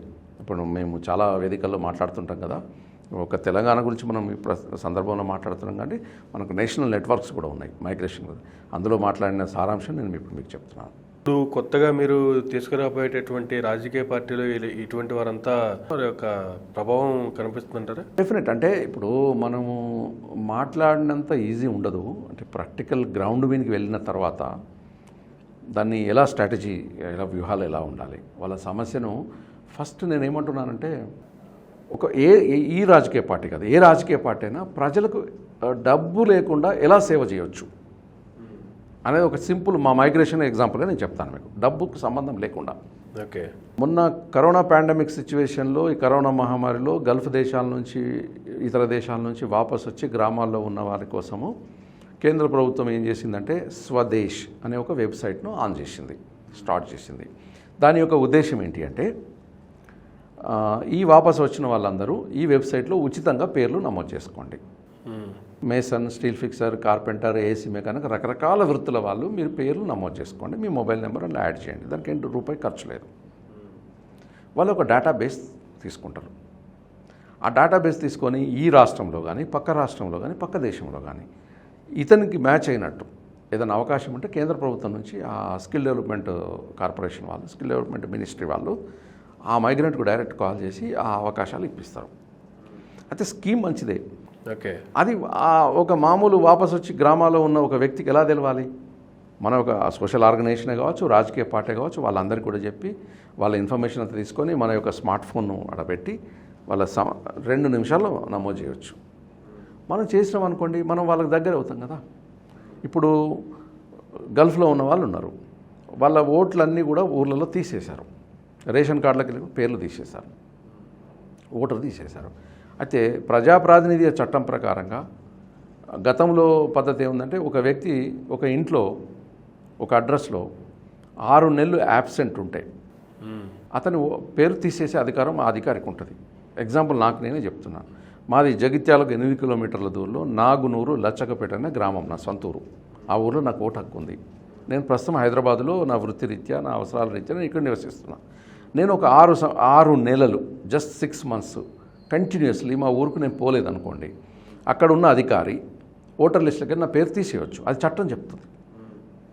ఎందుకంటే 6 నెలలు యాబ్సెంట్ ఉన్నాడు ఈ మనిషి కాబట్టి తీసేస్తున్నాడు.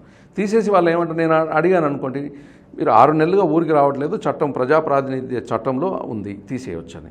మరి నేను ఏం చేయాలి నా ఓటు హక్కు పోతే? అంటే నేను ఏం చేయాలి? ఇప్పుడు నేను ఎక్కడైతే ఉన్నానో ఈ హైదరాబాద్లో అక్కడ నా పేరు నమోదు చేసుకోవాలి. నాకు కావాల్సింది ఏంది? ఓటు హక్కు. ఇక్కడనే కావాలి, అక్కడనే కావాలి, నేను ఎక్కడ నివసిస్తున్నా అక్కడ ఓటు హక్కు కావాలి.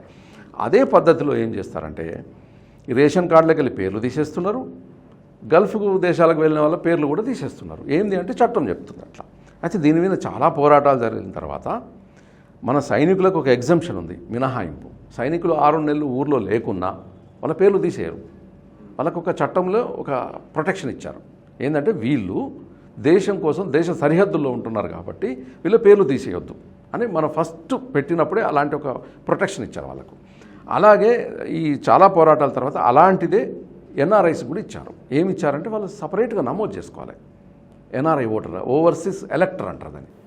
అది ఇప్పుడు గల్ఫ్లో ఉన్న 15 లక్షల మంది కార్మికులకు మేము చెప్తున్నాం, మీరు నమోదు చేసుకోండి అని చెప్పి. దానికి కూడా మా కార్యకర్తలు ఏం చేస్తారంటే, గ్రామాలకు వెళ్ళి మీ సేవా సెంటర్లలో కూర్చుండి అక్కడ కూడా ఉన్న మన కార్యకర్తలు కూడా ఏం చేసి అక్కడ కూడా ల్యాప్టాప్లు పెట్టి వాళ్ళకి నమోదు చేపిస్తారు. సేవ అంటే ఇలా ఉండాలి, డబ్బు ఖర్చు లేకుండా కూడా సేవ చేయొచ్చు, వాళ్ళ హక్కులు కాపాడవచ్చు. ఇట్లా చాలా ఉన్నాయి. అంటే మనం డబ్బులు అవసరం లేకుండా హెల్ప్ చేసేటి చాలా ఉన్నాయి, పథకాలు ఉంటాయి, చాలా ఆరోగ్యం కాపాడుకునేది, మంచి చెడు అన్నీ చెప్పొచ్చు మనం. ఈ రకంగా ప్రజలకు మేము దగ్గర అవుతామంటాం. మీరు చెప్పినట్టు దాంట్లోంచి ఒక ఉదాహరణకు తీసుకుంటే, మీది జమ్మిగుంట దగ్గర గ్రామం ఏదైతే చెప్పారో, కానీ మీ క్యాండిడేట్ అక్కడ జమ్మిగుంటలో నిలబడతారు, కానీ మీ ఓటు హక్కు హైదరాబాద్లో ఉంటుంది. మీ ఓటు ఆయనకి ఎలా ఉపయోగపడుతుంది? మీ ప్రాంతం కావచ్చు, లేదా మీ కార్మికుడు కావచ్చు. అయితే ఇక్కడ ఈ ఓవర్సీస్ ఎలక్టర్స్ దానిలో ఏముందంటే, ఇప్పుడు గల్ఫ్లో ఉన్న 15 లక్షల మంది వాళ్ళ ఊర్లో ఓటు హక్కు లేకపోతే ఇప్పుడు ఆన్లైన్లో చెక్ చేసుకోవచ్చు, ఓటు ఉందా లేదా, తీసేసారా. తీసేస్తే యాజ్ ఏ ఓవర్సీస్ ఎలక్టర్గా ఆన్లైన్లో అప్లై చేసుకోవచ్చు. అది వాళ్ళు ఒక నిబంధన ఏం పెట్టారంటే, పాస్పోర్ట్లో చివరి పేజీలో మన అడ్రస్ ఉంటుంది. ఆ అడ్రస్ ఏ నియోజకవర్గంలో ఉంటే ఆ నియోజకవర్గంలో మన ఓటు నమోదవుతుంది. అదొక ఫెసిలిటీ ఉంది. న్యాచురల్గా సొంత అడ్రస్లే ఉంటాయి. అయితే మీ రాజకీయ పార్టీ ఏదైతే మీరు తీసుకురావాలని ఆలోచన అయితే చేస్తున్నారో, త్వరలో ఒక పార్టీ వేదికగా రావాలనుకుంటున్నారు. ఇప్పటికీ ఉన్నటువంటి పార్టీలు ఎవరైనా అధికార పార్టీ కావచ్చు, ప్రతిపక్ష పార్టీ కావచ్చు వచ్చి మాకు సపోర్ట్ చేయండి, మీరు మాతోనే ఉండండి, మేము మీకు సపోర్ట్ చేస్తామంటే ఏం చేస్తారు? అయితే ఇది ఇప్పుడు రాష్ట్రంలో అధికారంలో ఉన్న పార్టీ, కేంద్రంలో ఉన్న అధికార పార్టీ వాళ్ళు చేయట్లేదనే ఈ ప్రయత్నం జరుగుతుంది కదా. అది మేజర్ ఇష్యూ. అదే అక్కడనే ఇది అసలు పార్టీ పుట్టడానికి, పార్టీ ఆలోచనకు వాళ్ళే కారణం. అసలు ఈ పార్టీ చాలామంది అంటారు కదా, ఈ పార్టీ ఎవరు వదిలిన బాణం అని ఈ మధ్యన ఇది వస్తుంది కదా ఒక స్లోగన్. ఇప్పుడు అంటే అందులో మనం ఇండైరెక్ట్ మాట్లాడడం ఎందుకు, డైరెక్టే మాట్లాడవచ్చు. షర్మిల గారు వైఎస్ఆర్టీపీ అని ఇక్కడ పార్టీ పెట్టినారు. ఆమె ఎక్కడో కడప జిల్లా ఆమె వచ్చి ఇక్కడ ఒక పార్టీ పెట్టింది. చాలామంది అంటున్నారు ఆమె ఇక్కడ కాదు, ఈ ఊరు కాదు, ఈ పల్లె కాదు, ఇక్కడ కాదు అని చెప్పి. ఆమె అంటుంది నేను ఇక్కడ పుట్టినా ఇక్కడ పెరిగినా సో అని ఆమె వాదన ఆమె చెప్తుంది. వాళ్ళు ఎక్కడో ఆమెను వచ్చి ఇక్కడ పార్టీ పెడుతుంది. ఆమె ఎవరు వదిలిన బాణము, ఫలానా వాళ్ళు వదిలితే ఫలానా వాళ్ళు పెట్టిర్రు అది ఏదని అంటున్నారు. ఇప్పుడు మమ్మల్ని ఎవరు వదిలిన బాణం కాదు, మమ్మల్ని వదిలిన బాణం ఎవరు అంటే టీఆర్ఎస్ బీజేపీ మమ్మల్ని వదిలిన బాణం. వాళ్ళు వదిలితేనే మేము బయటకు వస్తున్నాం. ఎందుకంటే వాళ్ళు చేస్తలేరు కదా, వాళ్ళు చేస్తే పార్టీ పెట్టాల్సిన అవసరం ఏముంది? ఇది ఇష్యూ ఇక్కడ యాక్చువల్గా. అట్లాంటి సిచ్యువేషన్ వస్తే ఇప్పుడు ఇక్కడ నేను ఒక స్పోక్స్ పర్సన్గా, ఒక అధికార ప్రతినిధి నేను అనలేను, బట్ ఒక మాట్లాడే వ్యక్తిగా, ఒక అభిప్రాయం నేను వ్యక్తం చేసే వ్యక్తిగా, ఇందులో కూడా గల్ఫ్ కార్మికులు కూడా భిన్నాభిప్రాయాలు ఉన్నాయి. పార్టీ పెట్టాలని కొందరు, వద్దని కొందరు, మనతో అవుతుంది కాదు అని రకరకాల అభిప్రాయాలు. ఇది ఒక చర్చల స్టేజ్లో మాత్రమే ఉంది. నేనేం అందరికీ 15 లక్షల మందికి ప్రతినిధిని ఏం కాదు. ఇది ఒక ఆలోచనను, ఒక చిన్న విషయాన్ని ఒక చర్చకు వచ్చినప్పుడు నేను అభిప్రాయాలు నేను పంచుకుంటున్నా. అయితే వాళ్ళు అడిగే అవకాశాలు ఉంటాయి. మా పార్టీ మేము న్యాయం చేస్తాము, మీరు మాకు రండి అని కూడా అంటే మీరు అన్నట్టు అనొచ్చు. మరి ఎట్లా నమ్మమంటారు సార్? మీకు అధికారికంగా మీకు 2014లో టీఆర్ఎస్ పార్టీ ఇచ్చిన ఎన్నికల ప్రణాళిక, గల్ఫ్ కార్మికులకు మేము ఈ బడ్జెట్ ఇస్తాం, ఇది ఇస్తామని అన్నారు. మరి దాదాపు 8 సంవత్సరాలు అవుతుంది, వాళ్ళు చేయలేదు కదా. మరి ఎట్లా నమ్మమంటారు? ఇంతకుముందు కూడా స్టాంప్ పేపర్లు కూడా రాసిస్తున్నారు. ఏది 100 రూపాయల స్టాంప్ పేపర్ వేసి నేను ఇది చేస్తా, ఈ బోర్డు తెస్తా, ఆ బోర్డు తెస్తా అని రాసిస్తారు. ఇప్పుడు కూడా మాకు వర్కర్స్ వెల్ఫేర్ బోర్డు ఇస్తా అని వాళ్ళని నచ్చు స్టాంప్ పేపర్ రాసిచ్చారు అనుకోండి. మరి రాసిస్తే మరి చేయకపోతే ఎవరిని అడుగుమంటారు? దానికి ఉన్న శాంటిటీ, దానికి ఉన్న లీగాలిటీ ఏంది? ఇప్పుడు మనం ఏదైనా ఒక బయలాటరల్ అగ్రిమెంట్ చేసుకుంటే బయట చెల్లుతుంది, నేను కోర్టుకోవచ్చు. మన మధ్యన ఏదైనా ఒక అగ్రిమెంట్ జరిగితే నేను ఇది ఇస్తే నువ్వు నాకు ఇది ఇవ్వాలని ఏదైనా ఒక ఒప్పందం ఉందనుకోండి, మీరు ఒక హామీ ఇచ్చారు అనుకోండి, మరి రాజకీయ పార్టీలను ఇప్పుడు ఆల్రెడీ ఉన్న పార్టీని ఎట్లా నమ్మంటారు అంటున్నా. ఇంతకుముందు ఇచ్చే మీరు చేయలేదు కదా, దాదాపు 8 సంవత్సరాలకు వస్తుంది. మరి ఎట్లా మరి దీనికి అంటే మా వాళ్ళు వాట్సాప్ గ్రూపులు అడుగుతున్నారు. ఎవరన్నా వచ్చి ఇప్పుడు అంత అవసరం ఎందుకు, అవసరం లేదు కదా, మేము చేస్తామని అంటున్నారు. ఇప్పుడు విడుదల కూడా చేస్తారు అంటున్నారు. ఒకవేళ మీరు నిజంగానే రాజకీయ పార్టీ పెడితే మీ గల్ఫ్ కార్మికులకు సంబంధించిన ఓట్లు కావచ్చు, లేదంటే వాళ్ళ కుటుంబీకులకు సంబంధించిన ఓట్లు కావచ్చు, మీరు పెట్టిన పార్టీకే పడే గ్యారెంటీ ఏమైనా ఉందంటారా? సపోజ్ మనం ఇప్పుడు మైనార్టీస్ని చూసుకుంటే వాళ్ళు ఎవరికి వేరే పార్టీలు ఎవరికి ఓటేయరు, వాళ్ళ ఓట్స్ వాళ్ళకి మాత్రమే పడతాయి అనేటువంటి క్లారిటీ వాళ్ళ దగ్గర చాలా బలంగా ఉంటుంది. సో అటువంటి క్లారిటీ మీ మీద మీకు ఉందా? మీరు అంటే ఇప్పుడు సమకాలీన రాజకీయాల్లో మీరు మంచి పరిశీలించి గుడ్ క్వశ్చన్ వేశారు. మీరు అన్నట్టు మైనార్టీసు మేమంతా ఒకవైపే పర్ఫెక్ట్గా ఓటేస్తామంటే భయానికో భక్తికో వచ్చి పార్టీలు వాళ్ళ ముందు మోకరిల్లి వాళ్ళు అడిగిన డిమాండ్ను పరిష్కరిస్తున్నారు. రాజకీయాల్లో ఏముండాలంటే అయితే భయం ఉండాలా, అయితే భక్తి ఉండాలి. భయమన్నా ఉండాలి. భయం అంటే ఏంది? నన్ను ఓడిస్తారు అనే ఒక భయం. భక్తి అంటే పాపం వీళ్ళు చాలా కష్టాల్లో ఉన్నారు, వీళ్ళు బలహీనులు, ఇది వల్నరబుల్ సెక్షను, వీళ్ళకి మనం చేయాల్సిన అవసరం ఉంది, వీళ్ళు నిరాదరణకు గురవుతున్నారు, వీళ్ళకి న్యాయం చేయాలనే ఒక భక్తి అట్లాంటిదన్నా ఉండాలి. ఇప్పుడు గల్ఫ్ కార్మికులు అంటే ఈ రాజకీయ పార్టీలకు భయం లేదు, భక్తి లేదు. భయం అంటే ఏంది? వీళ్ళు రారు, ఓటేయరు అంటే భయం లేదు. భక్తి అంటే వీళ్ళని ప్రేమ లేదు, వీళ్ళకి ఏమైనా చేయాలని ఒక సోషల్ రెస్పాన్సిబిలిటీ కింద వాళ్ళు ఫీల్ కావట్లేదు. ఇది అసలు ప్రాబ్లం.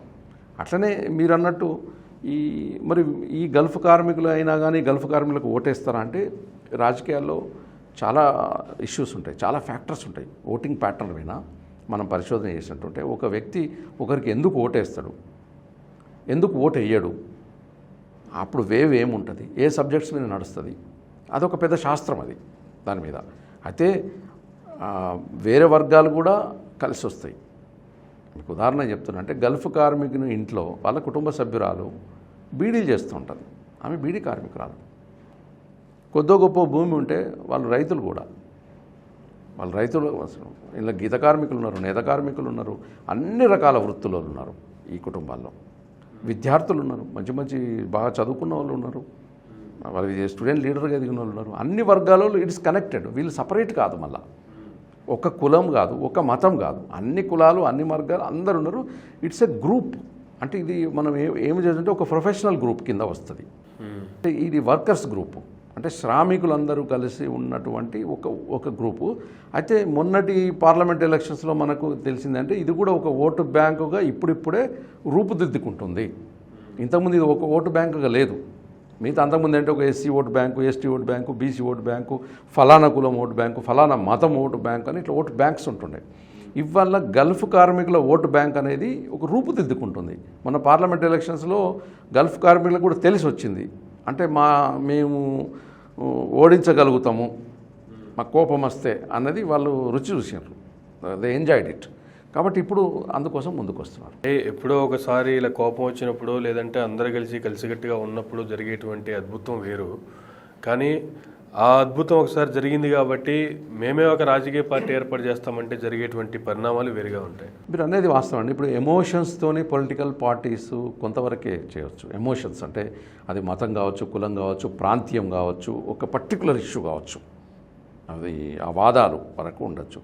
అది లాంగ్ రన్లో ఉండాలంటే కష్టం. అది యాక్సెప్ట్ చేయవచ్చు. కాకపోతే ఇక్కడ గల్ఫ్ కార్మికుల విషయంలో ఏంటంటే ఇది ఒక లాంగ్ పెండింగ్ ఇష్యూ. ఈ వాదాలు పనిచేయా, ఇది ఎంతకాలం నిల్చుంటుంది అంటే దీని కాలమే పరిష్కారం చెప్తుంది వాస్తవానికి. నిలబడే క్యాండిడేట్ల పరిస్థితి కావచ్చు, అలాగే ఆ నియోజకవర్గంలో మీ ఓటు బ్యాంక్ ఎంత పర్సెంటేజ్ ఉంది అంటే ఆ పర్సెంటేజ్తోనే మీరు గెలవగలరా, గెలిచి అసెంబ్లీకి వెళ్ళగలరా అంటే ఏం చెప్తారు? అది ఒకటండి, పోటీ ఫస్ట్ మనము రంగంలోకి దిగితే దాని లోతు తెలుస్తుంది. గెలిచిన వాళ్ళు అందరూ కూడా వీళ్ళేం ఆకాశంకి వెళ్ళి ఊడి వచ్చి వాళ్ళు గెలిచిన వాళ్ళు ఏం కాదు. వాళ్ళు మనోళ్ళే, మన ఇదే జనసమూహం నుంచి వచ్చి ఎమ్మెల్యేలు ఎంపీలు అవుతున్నారు, రాజ్యాధికారం తీసుకుంటున్నారు. ఇక్కడ నేను చెప్పేది ఏంటంటే మన ఓటు బ్యాంకుతోనే మనం గెలవడం అని కాదు. నేను ఇందాక చెప్పాను కదా, ఇట్స్ ఎ బ్రాడర్ స్పెక్ట్రంలో గల్ఫ్ అనేది సెంటర్ పాయింట్ ఉంటుంది. దాని చుట్టూతా మిగతా వర్గాలు కలుస్తాయి. అన్ని వర్గాల వాళ్ళు కలుస్తారు. కలిసి ఆ ఫ్రెండ్షిప్ కావచ్చు, లేకపోతే క్లాస్మేట్స్ కావచ్చు, ఇంకో రకం కావచ్చు, ఆ ఊర్లు కావచ్చు, ఊర్లు ఒక ఎమోషన్ వచ్చినప్పుడు కదులుతారు. ఎమోషన్స్ విన కాదు, మనం ఇష్యూస్ విన. ఎమోషన్ ఒకసారి ఉంటుంది, ఒకసారి పోతుంది. కానీ ఇక్కడ ఏంటంటే ఇష్యూ ఫర్ ఎవర్ ఉంటుంది. ఆ ఇష్యూ కోసం కొట్లాడడం లోపల ఇప్పుడు అక్కడ అభ్యర్థులు ఉంటారు, ప్రధాన రాజకీయ పార్టీలు అభ్యర్థులు పెడతాయి. ఇప్పుడు మనము ఒక చిన్న అనాలిసిస్ చేస్తే ఒక నియోజకవర్గంలో ఎన్ని ఓట్లు ఉంటాయండి? 2 లక్షల ఓట్లు మ్యాక్సిమం. ఆ 2 లక్షల ఓట్లలో 70%, 80% పోలింగ్ అయిన సందర్భాలు ఉంటాయి. కొన్ని 65% పోలింగ్ అవుతుంది. ఆ పోలింగ్ అయిన దానిలో ఎవరు ఎన్ని తీసుకుంటారు, మనకు ఎన్ని ఓట్లు వస్తాయి, మనకు ఎంత వేస్తారు. ఇప్పుడు ఇంకా టెస్టింగ్ ద వాటర్స్. ఇంతకుముందు మనకు అనుభవం ఏం లేదు కదా. గల్ఫ్ కార్మికులు అంటే మనకు ఒక చిన్న మొన్నటి ఎగ్జాంపుల్ ఉంది, పార్లమెంట్ ఎలక్షన్స్ తప్ప.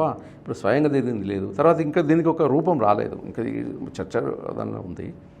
ఎలా ఉంటుంది అనేది ఒక చర్చ మాత్రమే సార్. ఏంటి, థ్యాంక్ యూ సార్. మీరు కోరుకున్న రీతిగా మీరు ఆలోచిస్తున్నట్లుగా గల్ఫ్ కార్మికులకు కూడా న్యాయం జరగాలని కోరుకుందాం. అలాగే ఒకవేళ మీ చర్చలు ఫలించి రాజకీయ పార్టీగా ఎదిగితే అందరూ ఒక తాటి మీదే ఉండి పార్టీగా గెలిపించుకొని రాబో తరాల్లో కూడా గల్ఫ్ కార్మికులకి ఎటువంటి ప్రాబ్లమ్స్ లేకుండా గత 50 సంవత్సరాలుగా ఏవైతే నినాదాలకే సరిపోతున్నాయో, వాగ్దానాలకే సరిపోతున్నాయో అవన్నీ అమల్లోకి రావాలని కోరుకుందాం. ఇదండి ఈనాటి ఇంటర్వ్యూ. మరొక ఇంటర్వ్యూలో మళ్ళీ కలుద్దాం. ధన్యవాదాలు. Please do subscribe Myra Media. Please subscribe Myra Media. Subscribe to Myra Media. Please like, share and subscribe to Myra Media for lot of film news, gossips and hot news. Please like, share and subscribe to Myra Media. For more interesting updates, please subscribe to Myra Media YouTube channel. For more updates, please subscribe to Myra Media. So like, share and subscribe to Myra Media.